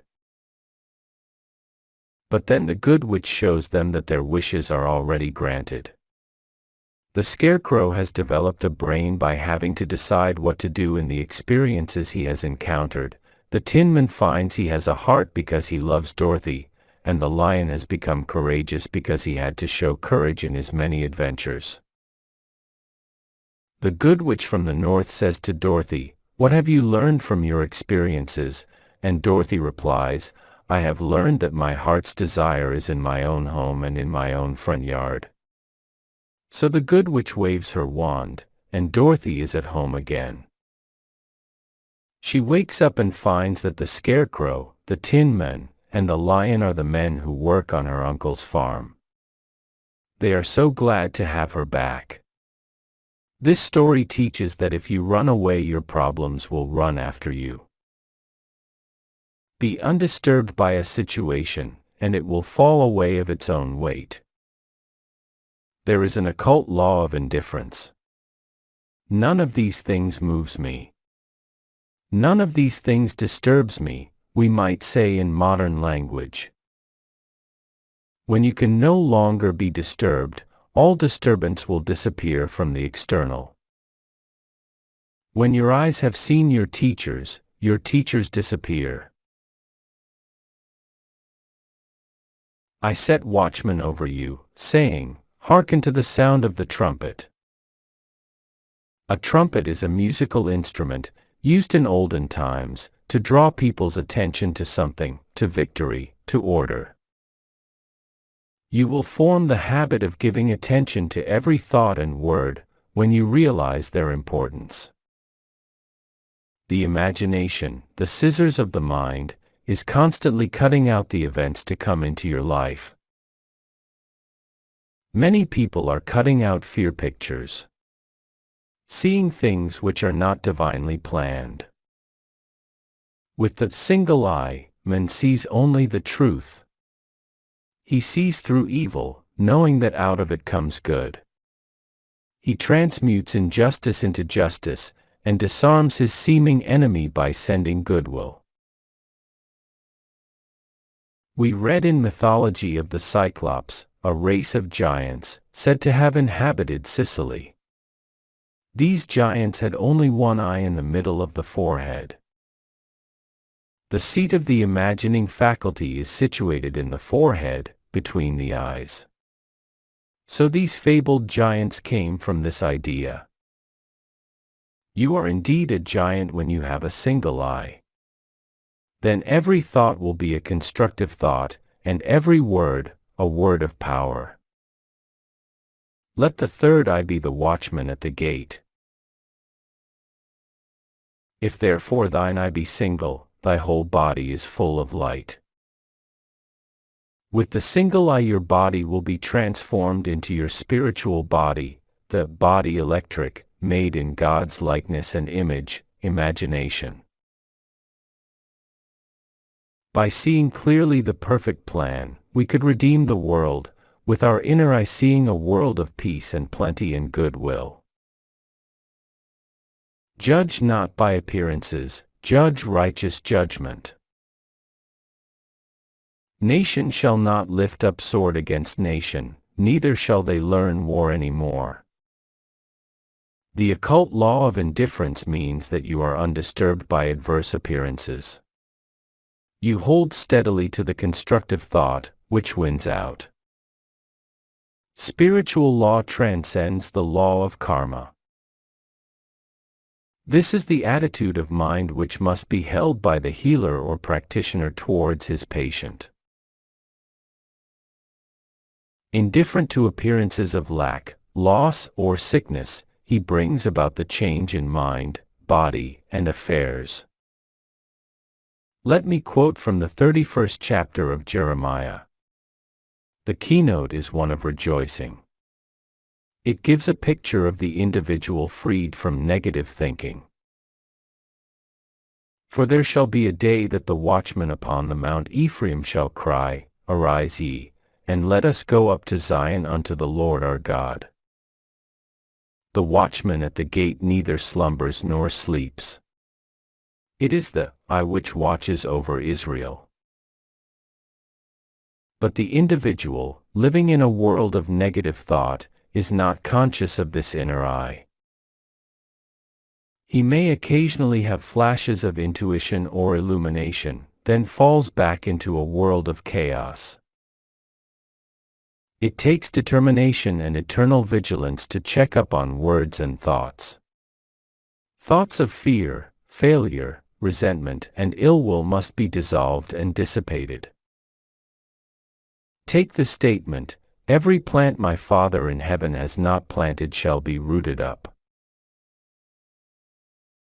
This gives you a vivid picture of rooting up weeds in a garden. They are thrown aside and dry up because they are without soil to nourish them. You nourish negative thoughts by giving them your attention. Use the occult law of indifference and refuse to be interested. Soon you will starve out the army of the aliens. Divine ideas will crowd your consciousness, false ideas fade away, and you will desire only that which God desires through you. The Chinese have a proverb, "The philosopher leaves the cut of his coat to the tailor." So leave the plan of your life to the divine designer, and you will find all conditions permanently perfect. The ground I am on is holy ground. I now expand rapidly into the divine plan of my life, where all conditions are permanently perfect. The way of abundance. Then shalt thou lay up gold as dust. Job 22 verse 24. The way of abundance is a one-way street. As the old saying is, there are no two ways about it. You are either heading for lack or heading for abundance. The men with a rich consciousness and the men with a poor consciousness are not walking on the same mental street. There is a lavish supply, divinely planned for each individual. The rich man is tapping it, for rich thoughts produce rich surroundings. Change your thoughts, and in the twinkling of an eye, all your conditions change. Your world is a world of crystallized ideas, crystallized words. Sooner or later, you reap the fruits of your words and thoughts. Words are bodies or forces which move spirally and return in due season to cross the lives of their creators. People who are always talking lack and limitation, reap lack and limitation. You cannot enter the kingdom of abundance bemoaning your lot. I know a woman who had always been limited in her ideas of prosperity. She was continually making her old clothes do, instead of buying new clothes.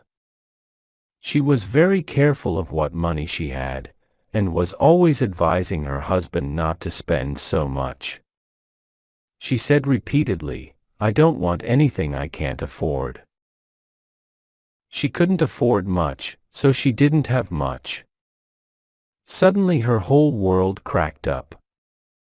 Her husband left her, weary of her nagging and limited thoughts. She was in despair, when one day she came across a book on metaphysics. It explained the power of thought and words. She realized that she had invited every unhappy experience by wrong thinking. She laughed heartily at her mistakes, and decided to profit by them. She determined to prove the law of abundance. She used what money she had, fearlessly, to show her faith in her invisible supply. She relied upon God as the source of her prosperity. She no longer voiced lack and limitation. She kept herself feeling and looking prosperous. Her old friends scarcely recognized her. She had swung into the way of abundance. More money came to her than she had ever had before. Unheard of doors opened, amazing channels were freed. She became very successful in a work she had had no training for. She found herself on miracle ground. What had happened? She had changed the quality of her words and thoughts. She had taken God into her confidence, and into all her affairs. She had many 11th-hour demonstrations, but her supply always came, for she dug her ditches and gave thanks without wavering. Someone called me up recently and said, "I am looking desperately for a position." I replied, "Don't look desperately for it, look for it with praise and thanksgiving, for Jesus Christ, the greatest of metaphysicians, said to pray with praise and thanksgiving." Praise and thanksgiving open the gates, for expectancy always wins. Of course, the law is impersonal, and a dishonest person with rich thoughts will attract riches, but "a thing ill-got has ever bad success," as Shakespeare says. It will be of short duration and will not bring happiness. We have only to read the papers to see that the way of the transgressor is hard. That is the reason it is so necessary to make your demands right on the universal supply, and ask for what is yours by divine right and under grace in a perfect way. Some people attract prosperity, but cannot hold it. Sometimes their heads are turned, sometimes they lose it through fear and worry. A friend in one of my question and answer classes told this story. Some people in his hometown, who had always been poor, suddenly struck oil in their backyard. It brought great riches. The father joined the country club and went in for golf. He was no longer young, the exercise was too much for him and he dropped dead on the links. This filled the whole family with fear. They all decided they might have heart trouble, so they are now in bed with trained nurses watching every heartbeat. In the race thought people must worry about something. They no longer worried about money, so they shifted their worries to health. The old idea was that you can't have everything. If you got one thing, you'd lose another. People were always saying, "Your luck won't last, it's too good to be true." Jesus Christ said, "In the world thought, there is tribulation, but be of good cheer, I have overcome the world, thought." In the superconscious, or Christ within, there is a lavish supply for every demand, and your good is perfect and permanent. If thou return to the Almighty, thou shalt be built up, in consciousness, thou shalt put away iniquity far from thy tabernacles. Then shalt thou lay up gold as dust, the gold of Ophir as the stones of the brooks. Yea, the Almighty shall be thy defense and thou shalt have plenty of silver. What a picture of opulence! The result of returning to the Almighty, in consciousness. With the average person, who has thought in terms of lack for a long time, it is very difficult to build up a rich consciousness. I have a student who has attracted great success by making the statement, "I am the daughter of the king. My rich father now pours out his abundance upon me, I am the daughter of the king. Everything makes way for me." Many people put up with limited conditions because they are too lazy, mentally, to think themselves out of them. You must have a great desire for financial freedom, you must feel yourself rich, you must see yourself rich, you must continually prepare for riches. Become as a little child and make believe you are rich. You are then impressing the subconscious with expectancy. The imagination is man's workshop, the scissors of the mind, where he is constantly cutting out the events of his life. The superconscious is the realm of inspiration, revelation, illumination, and intuition. Intuition is usually known as a hunch. I do not apologize for the word hunch anymore. It is now in Webster's latest dictionary. I had a hunch to look up hunch, and there it was. The superconscious is the realm of perfect ideas. The great genius captures his thoughts from the superconscious. Without the vision, imagination, my people perish. When people have lost the power to image their good, they perish or go under. It is interesting to compare the translation of the French and English Bibles. In the 21st verse of the 22nd chapter of Job we read, "Acquaint now thyself with him, and be at peace, thereby good shall come unto thee." In the French Bible we read, "Attach thyself to God and you will have peace. Thou shalt thus enjoy happiness." The 23rd verse, "If thou return to the Almighty, thou shalt be built up, thou shalt put away iniquity far from thy tabernacles." In the French translation we read, "Thou shalt be re-established if thou returnest to the Almighty, putting iniquity far off from your dwellings." In the 24th verse we read a new and amazing translation. The English Bible reads, "Then shalt thou lay up gold as dust, and the gold of Ophir as the stones of the brooks." The French Bible says, "Throw gold into the dust, the gold of Ophir amongst the pebbles of the torrents, and the Almighty shall be thy gold, thy silver, thy riches." This means if people are depending entirely on their visible supply, it is even better to throw it away and trust absolutely to the Almighty for gold, silver, and riches. I give an example in the story told me by a friend. A priest went to visit a nunnery in France, where they fed many children. One of the nuns, in despair, told the priest they had no food, the children must go hungry. She said that they had but one piece of silver, about the value of $0.25. They needed food and clothing.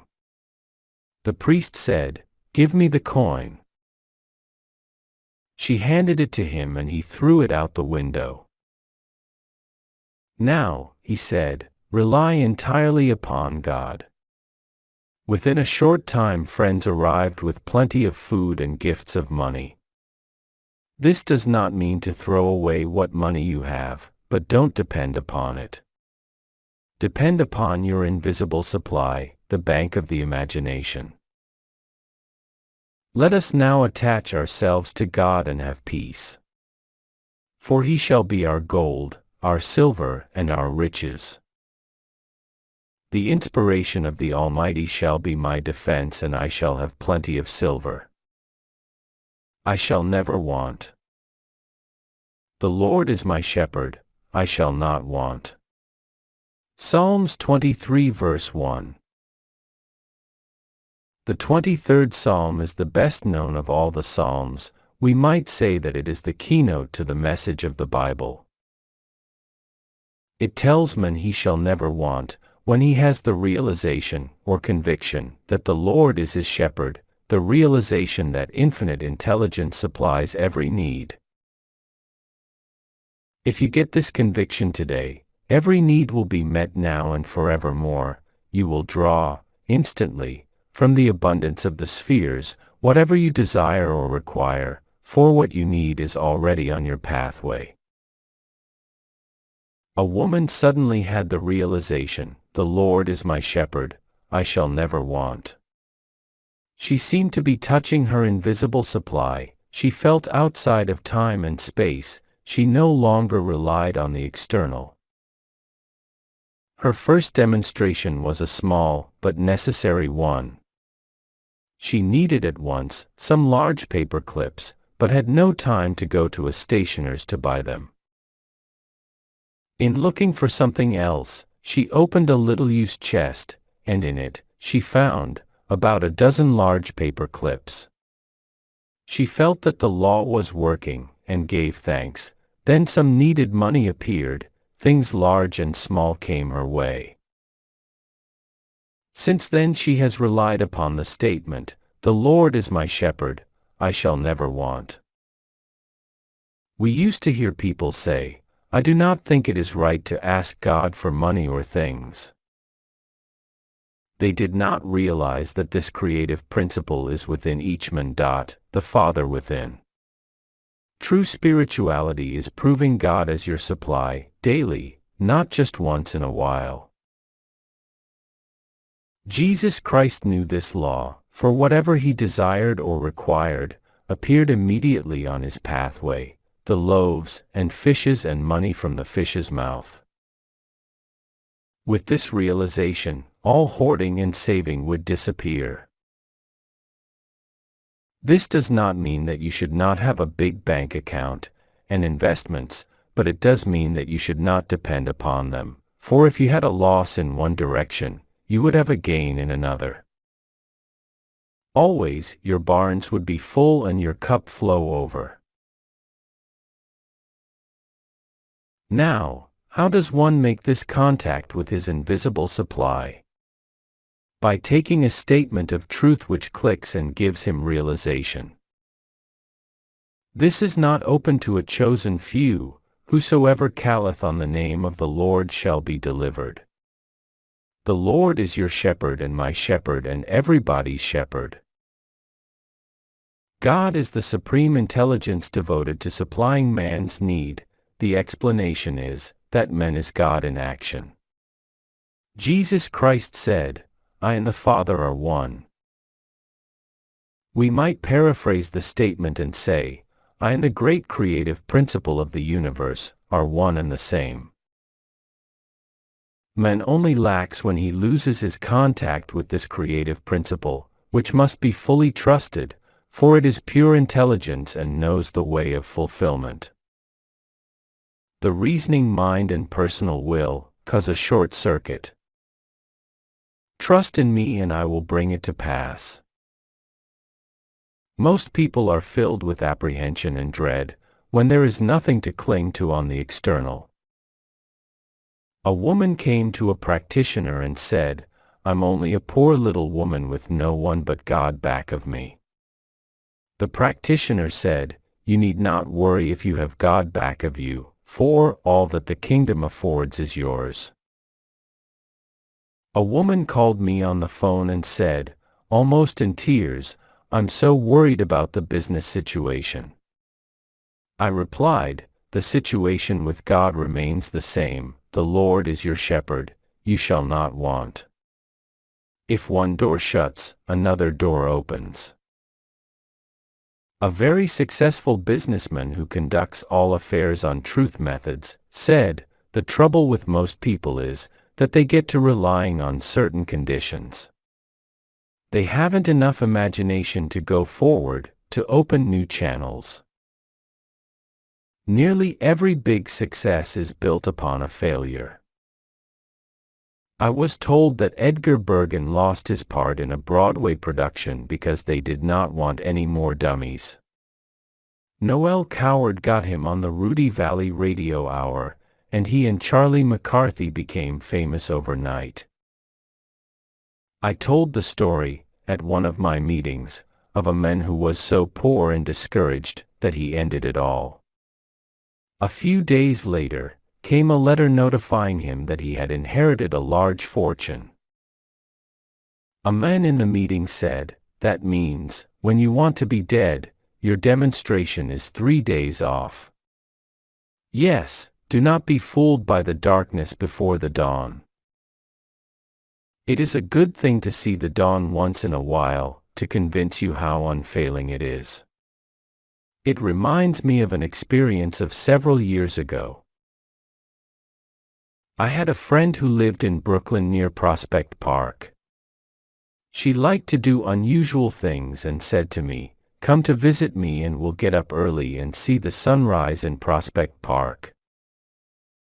At first I refused, and then came the hunch that it would be an interesting experience. It was in the summer. We got up about 4 o'clock, my friend, her little daughter and myself. It was pitch dark, but we sallied forth down the street, to the entrance of the park. Some policemen eyed us curiously, but my friend said to them with dignity, we are going to see the sunrise, and it seemed to satisfy them. We walked through the park to the beautiful rose garden.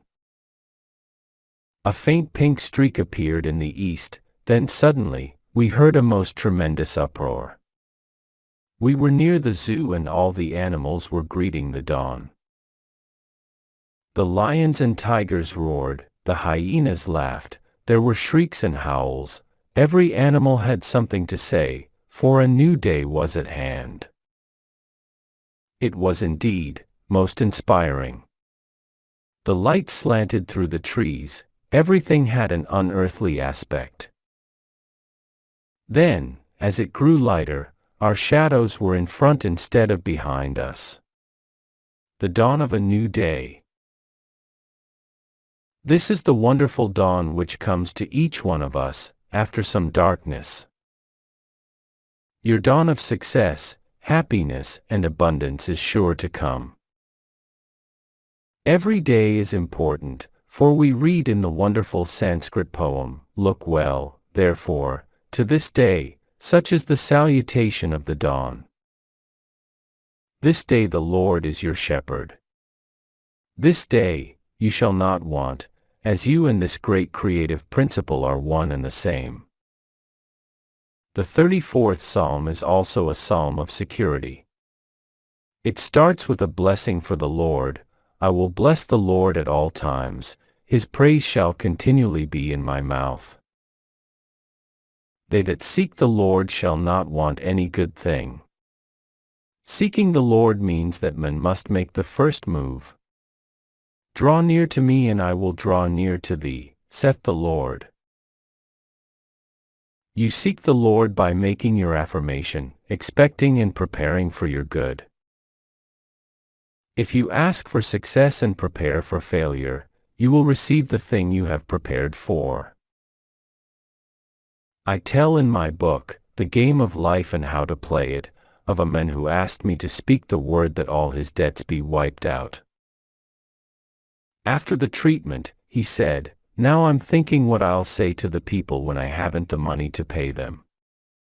A treatment won't help you if you haven't faith in it, for faith and expectancy impress the subconscious mind with the picture of fulfillment.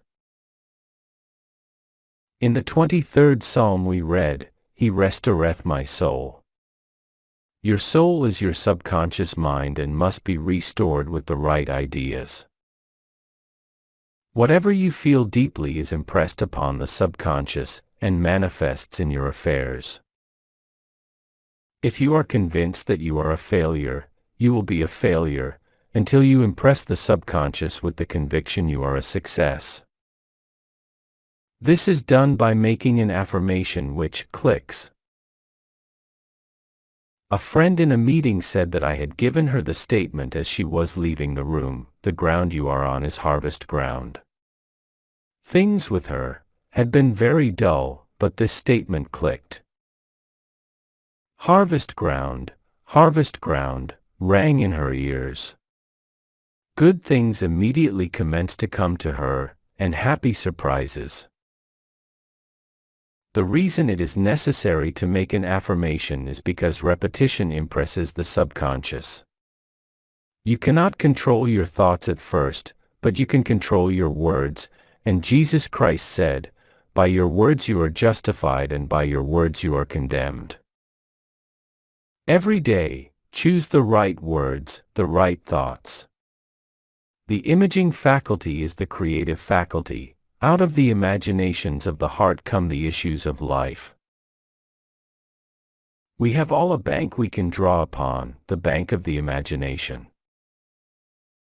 Let us imagine ourselves rich, well and happy, imagine all our affairs in divine order, but leave the way of fulfillment to infinite intelligence. He has weapons ye know not of, he has channels which will surprise you. One of the most important passages in the 23rd Psalm is, "Thou preparest a table before me in the presence of mine enemies." This means that even in the presence of the enemy situation, brought on by your doubts, fears, or resentments, a way out is prepared for you. The Lord is my shepherd, I shall never want. Look with wonder. I will remember the works of the Lord, surely I will remember thy wonders of old. Psalms 77 verse 11. The words wonder and wonderful are used many times in the Bible. In the dictionary, the word wonder is defined as a cause for surprise, astonishment, a miracle, a marvel. Ouspensky, in his book, Tertium Organum, calls the fourth-dimensional world, the world of the wondrous. He has figured out mathematically that there is a realm where all conditions are perfect. Jesus Christ called it the kingdom.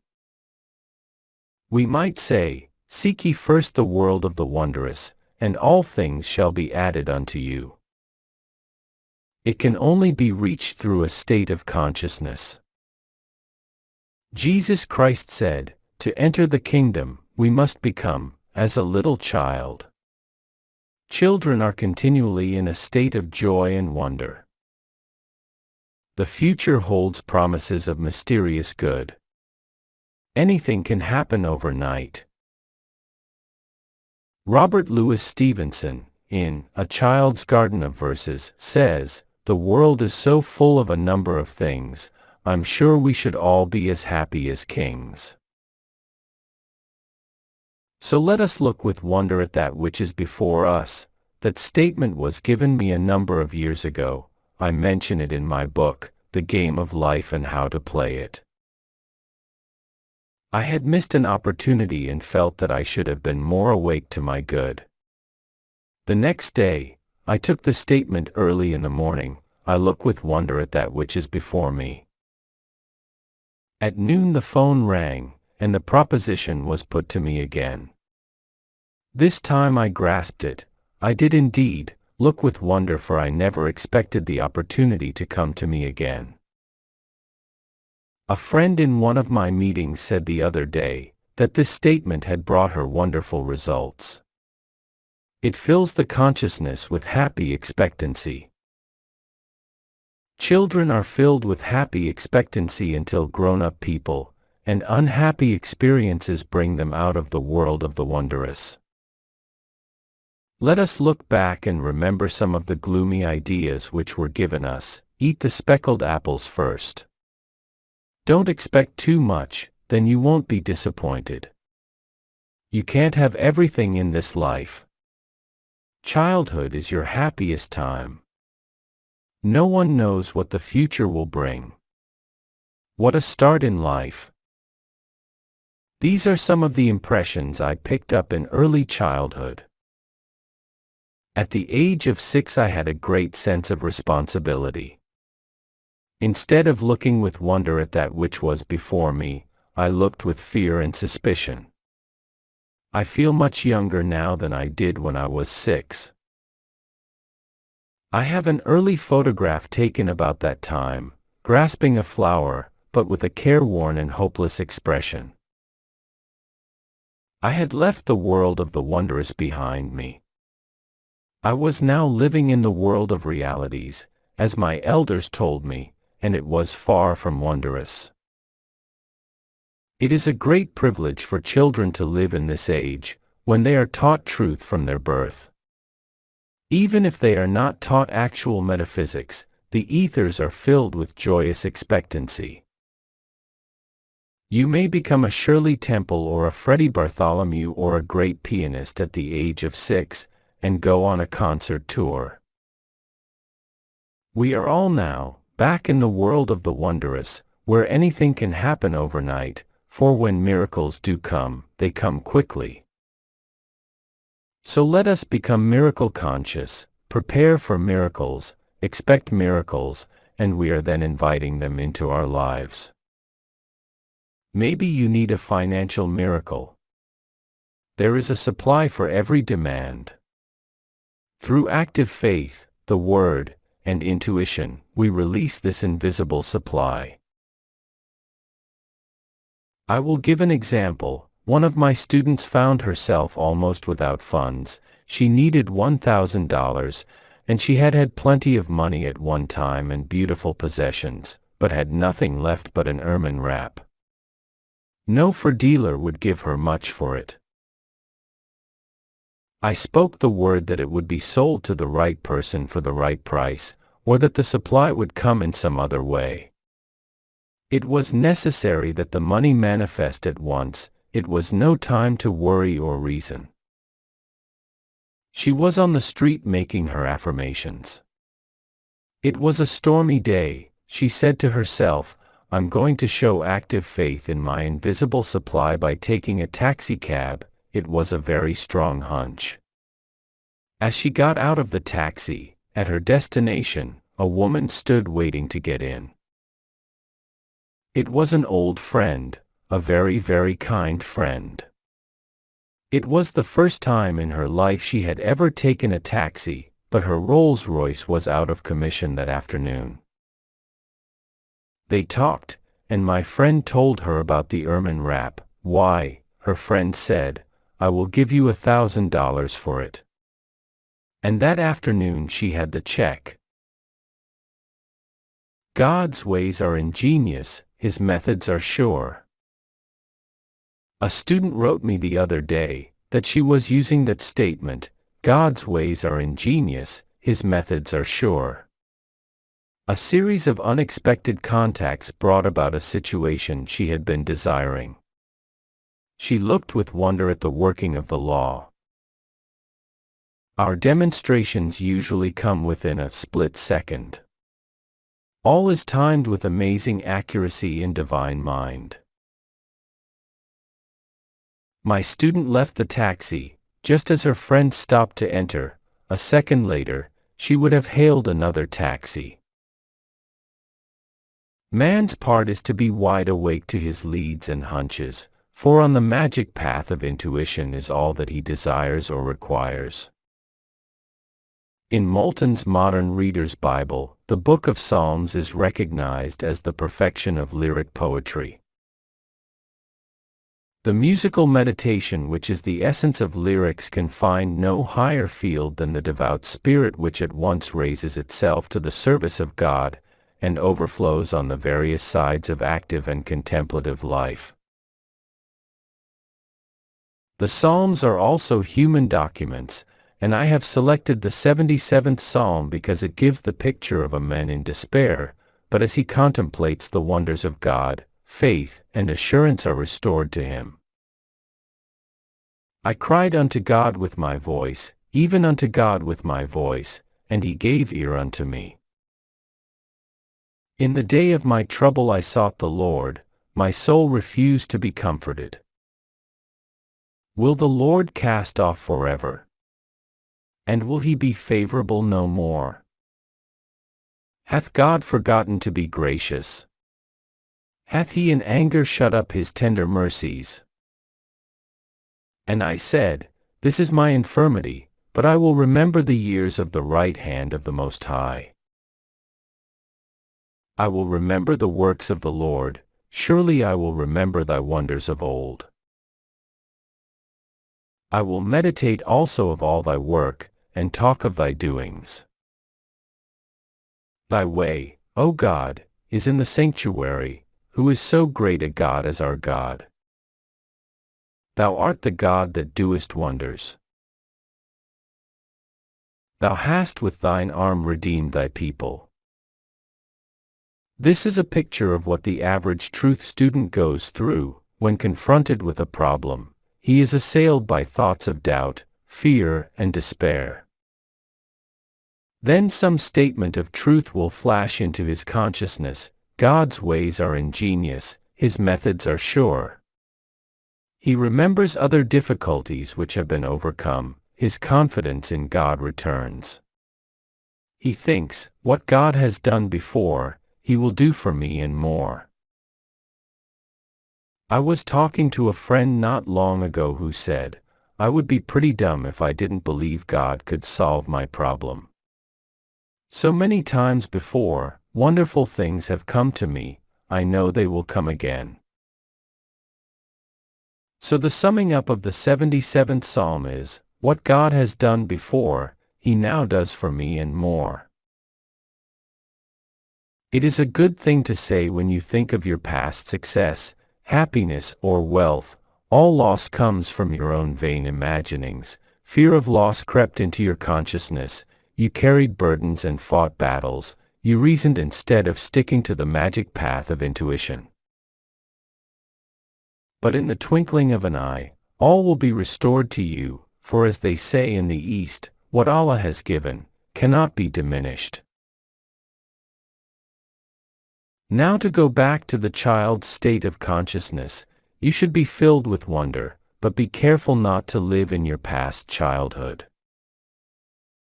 I know people who can only think about their happy childhood days. They remember what they wore.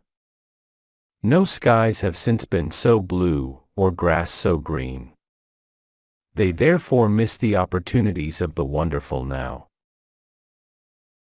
I will tell an amusing story of a friend who lived in a town when she was very young, then moved away to another city. She always looked back to the house they first lived in. To her it was an enchanted palace, large, spacious, and glamorous.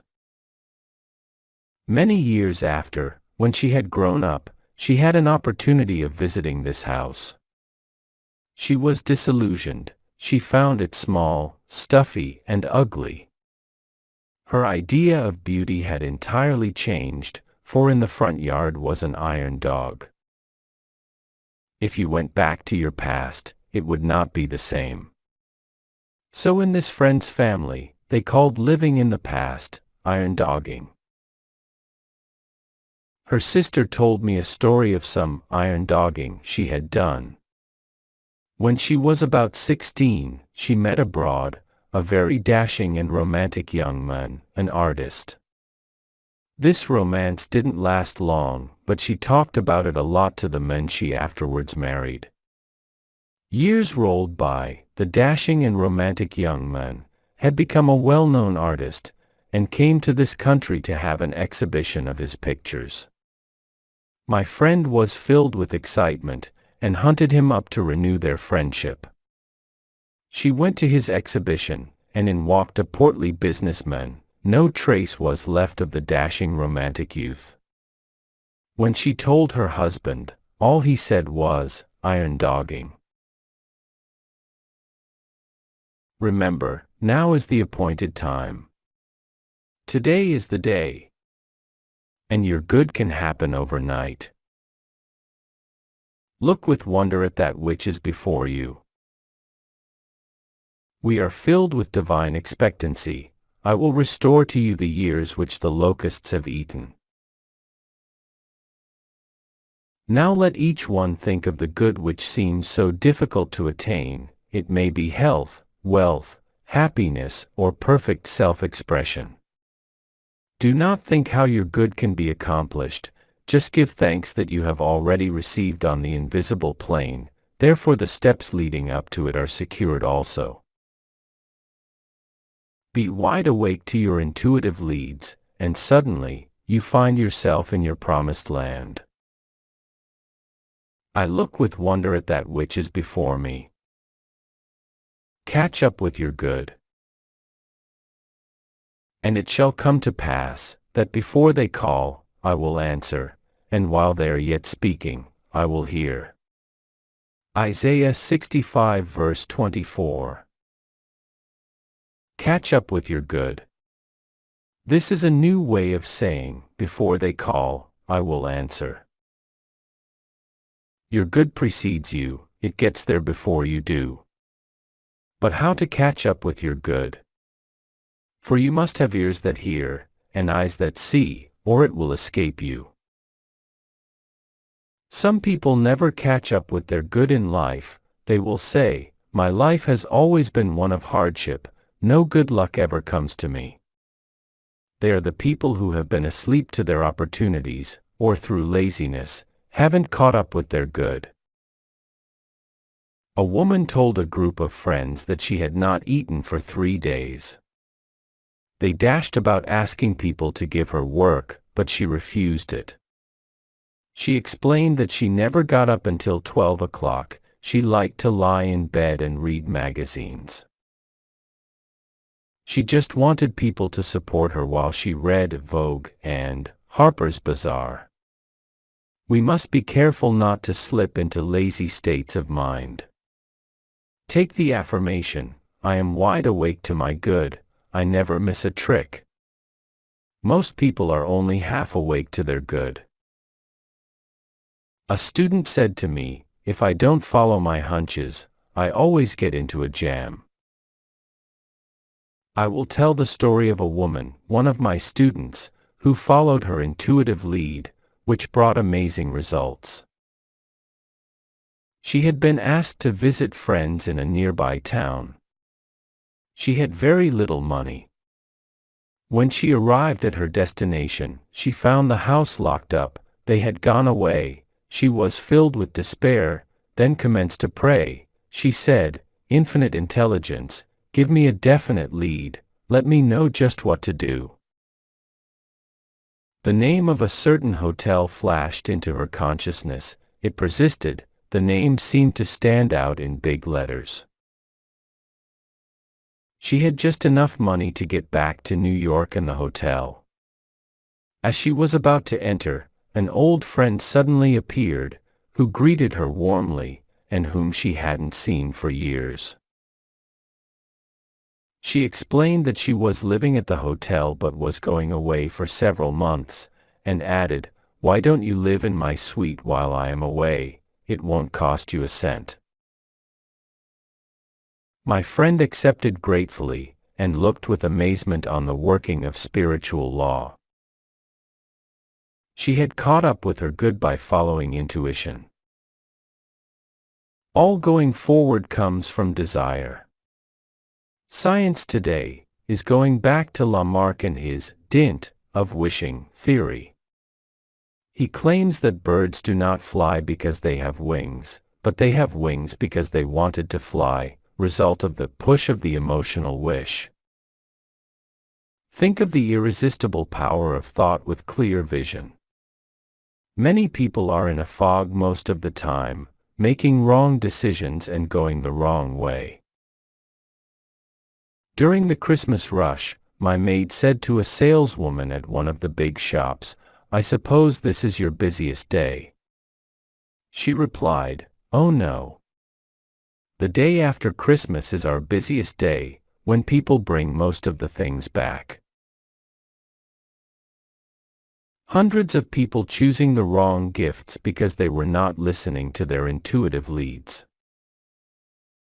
No matter what you are doing, ask for guidance.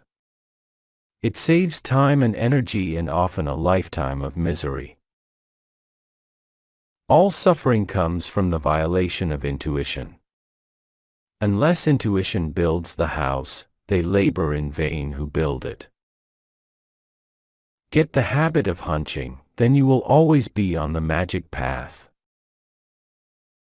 And it shall come to pass, that before they call, I will answer, and while they are yet speaking, I will hear. Working with spiritual law, we are bringing to pass that which already is. In the universal mind it is there as an idea, but is crystallized on the external, by a sincere desire.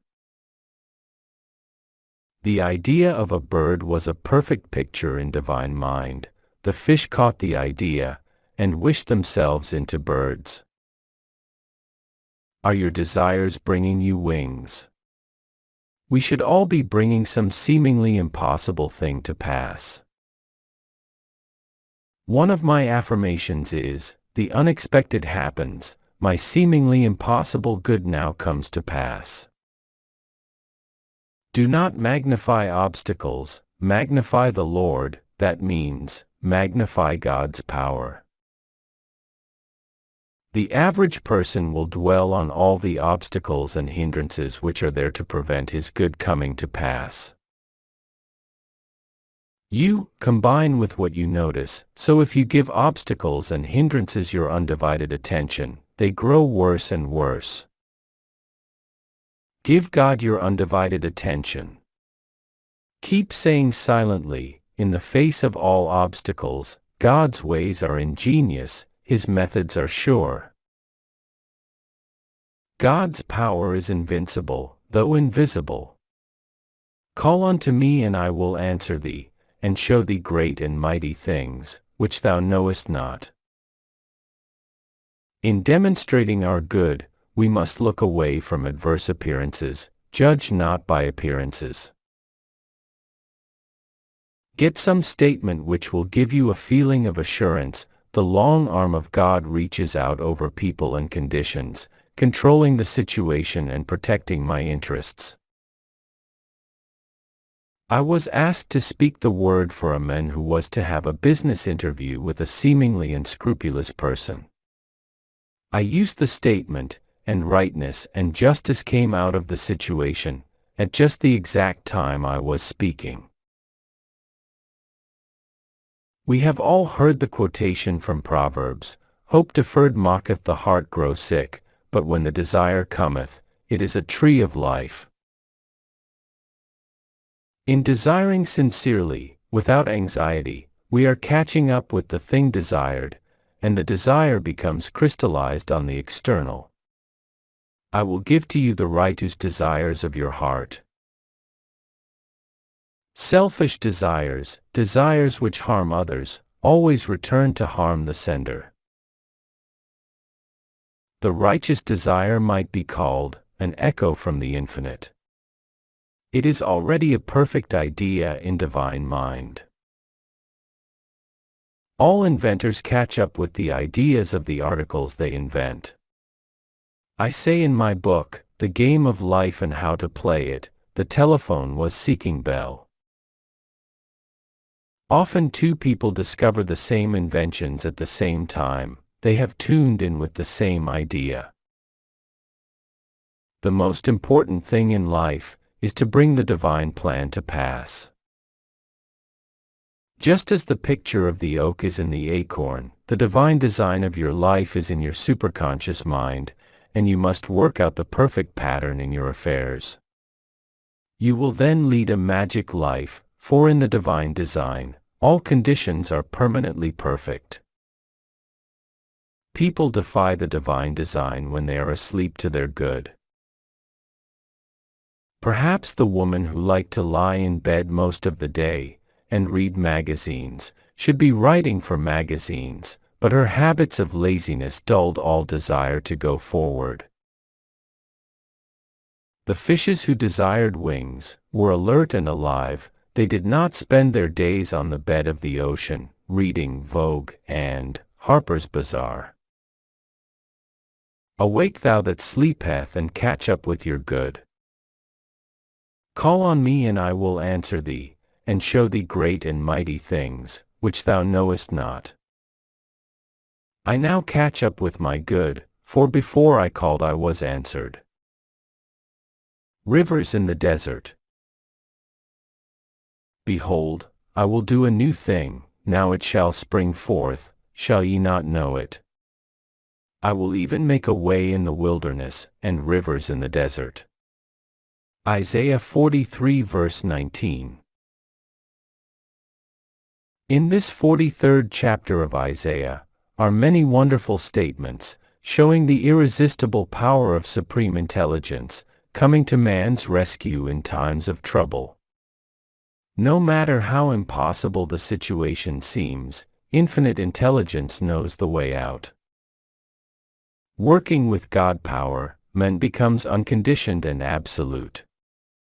Let us get a realization of this hidden power we can call upon at any moment. Make your contact with infinite intelligence, the God within, and all appearance of evil evaporates, for it comes from man's vain imaginings. In my question and answer class I would be asked, how do you make a conscious contract with this invincible power? I reply, by your word. By your word you are justified. The centurion said to Jesus Christ, "Speak the word, Master, and my servant shall be healed. Whosoever calleth on the name of the Lord shall be delivered." Notice the word, call. You are calling on the Lord or law when you make an affirmation of truth. As I always say, take a statement which clicks, that means, gives you a feeling of security. People are enslaved by ideas of lack of love, lack of money, lack of companionship, lack of health, and so on. They are enslaved by the ideas of interference and incompletion. They are asleep in the Adamic dream, Adam, generic men, ate of Maya, the tree of illusion, and saw two powers, good and evil. The Christ mission was to wake people up to the truth of one power, God. Awake thou that sleepeth. If you lack any good thing, you are still asleep to your good. How do you awake from the Adamic dream of opposites, after having slept soundly in the race thought for hundreds of years? Jesus Christ said, "When two of you agree, it shall be done." It is the law of agreement.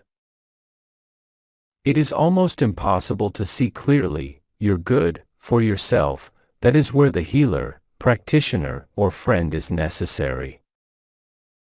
Many successful men say they have succeeded because their wives believed in them. I will quote from a current newspaper, giving Walter P. Chrysler's tribute to his wife. "Nothing," he once said, "has given me more satisfaction in life than the way my wife had faith in me from the very first, through all those years." Chrysler wrote of her, "It seemed to me I could not make anyone understand that I was ambitious except Della. I could tell her and she would nod. It seems to me I even dared to tell her that I intended, some day, to be master mechanic. She always backed his ambitions." Talk about your affairs as little as possible, and then only to the ones who will give you encouragement and inspiration. The world is full of wet blankets, people who tell you it can't be done, that you are aiming too high. As people sit in truth meetings and services, often a word or an idea will open a way in the wilderness. Of course, the Bible is speaking of states of consciousness. You are in a wilderness or desert when you are out of harmony, when you are angry, resentful, fearful, or undecided. Indecision is the cause of much ill health, being unable to make up your mind. One day when I was in a bus, a woman stopped it and asked the conductor its destination. He told her, but she was undecided. She got halfway on, and then got off, then on again. The conductor turned to her and said, "Lady, make up your mind." So it is with so many people, ladies, make up your minds. The intuitive person is never undecided. He is given his leads and hunches, and goes boldly ahead, knowing he is on the magic path. In truth, we always ask for definite leads, just what to do. You will always receive one if you ask for it. Sometimes it comes as intuition, sometimes from the external. One of my students, named Ada, was walking down the street, undecided whether to go to a certain place or not. She asked for a lead. Two women were walking in front of her. One turned to the other and said, "Why don't you go, Ada?" The woman's name just happened to be Ada. My friend took it as a definite lead, and went on to her destination, and the outcome was very successful. We really lead magic lives, guided and provided for at every step, if we have ears to hear and eyes that see. Of course, we have left the plane of the intellect and are drawing from the superconscious, the God within, which says, "This is the way, walk ye in it." Whatever you should know will be revealed to you. Whatever you lack will be provided. Thus saith the Lord, which maketh a way in the sea and a path in the mighty waters. Remember ye not the former things, neither consider the things of old. People who live in the past have severed their contact with the wonderful now. God knows only the now, now is the appointed time, today is the day. Many people lead lives of limitation, hoarding and saving, afraid to use what they have, which brings more lack and more limitation. I give the example of a woman who lived in a small country town. She could scarcely see to get about, and had very little money. A kind friend took her to an oculist, and presented her with glasses, which enabled her to see perfectly. Some time later she met her on the street without the glasses. She exclaimed, "Where are your glasses?" The woman replied, "Well, you don't expect me to hack them out by using them every day, do you? I only wear them on Sundays. You must live in the now and be wide awake to your opportunities. Behold, I will do a new thing, now it shall spring forth, shall ye not know it? I will even make a way in the wilderness, and rivers in the desert." This message is meant for the individual. Think of your problem and know that infinite intelligence knows the way of fulfillment. I say the way, for before you called you were answered. The supply always precedes the demand. God is the giver and the gift and now creates His own amazing channels. When you have asked for the divine plan of your life to manifest, you are protected from getting the things that are not in the divine plan. You may think that all your happiness depends upon obtaining one particular thing in life. Later on, you praise the Lord that you didn't get it. Sometimes you are tempted to follow the reasoning mind and argue with your intuitive leads. Suddenly the hand of destiny pushes you into your right place. Under grace, you find yourself back on the magic path again. You are now wide awake to your good. You have the ears that hear, your intuitive leads, and the eyes which see the open road of fulfillment. The genius within me is released. I now fulfill my destiny. The inner meaning of Snow White and the Seven Dwarfs. I have been asked to give a metaphysical interpretation of Snow White and the Seven Dwarfs, one of Grimm's fairy tales.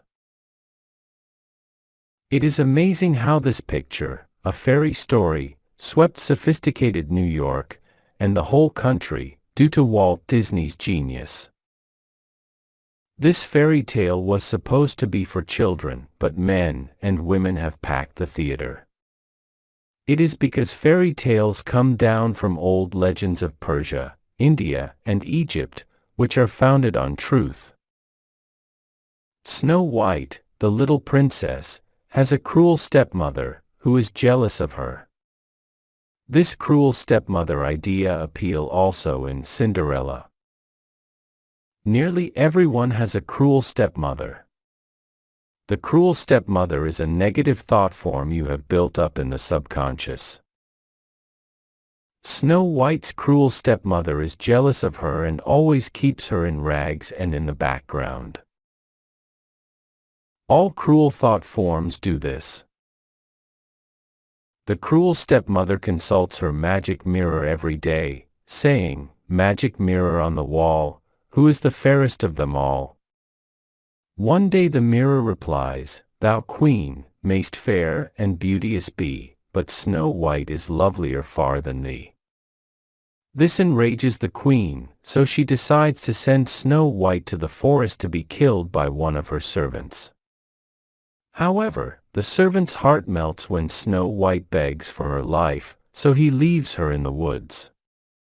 The woods are filled with terrifying animals and many pitfalls and dangers. She falls in terror to the ground, and while there, a most unusual spectacle presents itself.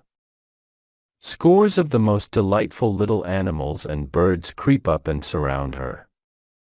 Rabbits, squirrels, deer, beavers, raccoons, etc. She opens her eyes and greets them with pleasure. They are so friendly and attractive. She tells her story and they lead her to a little house which she makes her home. Now these friendly birds and animals symbolize our intuitive leads or hunches, which are always ready to get you out of the woods. The little house proves to be the home of the 7 dwarfs. Everything is in disorder, so Snow White and her animal friends begin to clean the house. The squirrels dust with their tails, the birds hang things up, using the little deer's horns for a hat rack. When the 7 dwarfs come home from their work of digging gold, they discover the change and at last find Snow White asleep on one of the beds. In the morning she tells her story, remains with them to keep house and cook their meals, and is very happy. The 7 dwarfs symbolize the protective forces all about us. In the meantime, the cruel stepmother consults her mirror and it says to her, "Over the hills in the greenwood shade, where the 7 dwarfs their dwelling have made, there Snow White is hiding her head, and she is lovelier far, O queen, than thee." This infuriates the queen, so she starts off disguised as an old hag, with a poisoned apple for Snow White. She finds her in the house of the 7 dwarfs and tempts her with the big, red luscious apple. The birds and animals endeavor to tell her not to touch it. They try to give her the hunch not to eat it. They rush around in dismay, but Snow White can't resist the apple. She takes one bite and falls, apparently dead. Now all the little birds and animals rush off to bring the 7 dwarfs to the rescue, but too late, Snow White lies lifeless. They all bow their little heads in grief. Then suddenly the prince appears, kisses Snow White, and she comes to life. They are married and live happily ever after. The queen, the cruel stepmother, is swept away by a terrific storm. The old thought form is dissolved and dissipated forever. The prince symbolizes the divine plan of your life. When it wakes you up, you live happily ever after. This is the fairy story which has enthralled New York and the whole country. Find out what form of tyranny your cruel stepmother is taking in your subconscious. It is some negative conviction which works out in all your affairs. We hear people saying, "My good always comes to me too late. I've lost so many opportunities." We must reverse the thought and say repeatedly, "I am wide awake to my good, I never miss a trick." We must drown out the dreary suggestions of the cruel stepmother. Eternal vigilance is the price of freedom from these negative thought forms. Nothing can hinder, nothing can delay the manifestation of the divine plan of my life.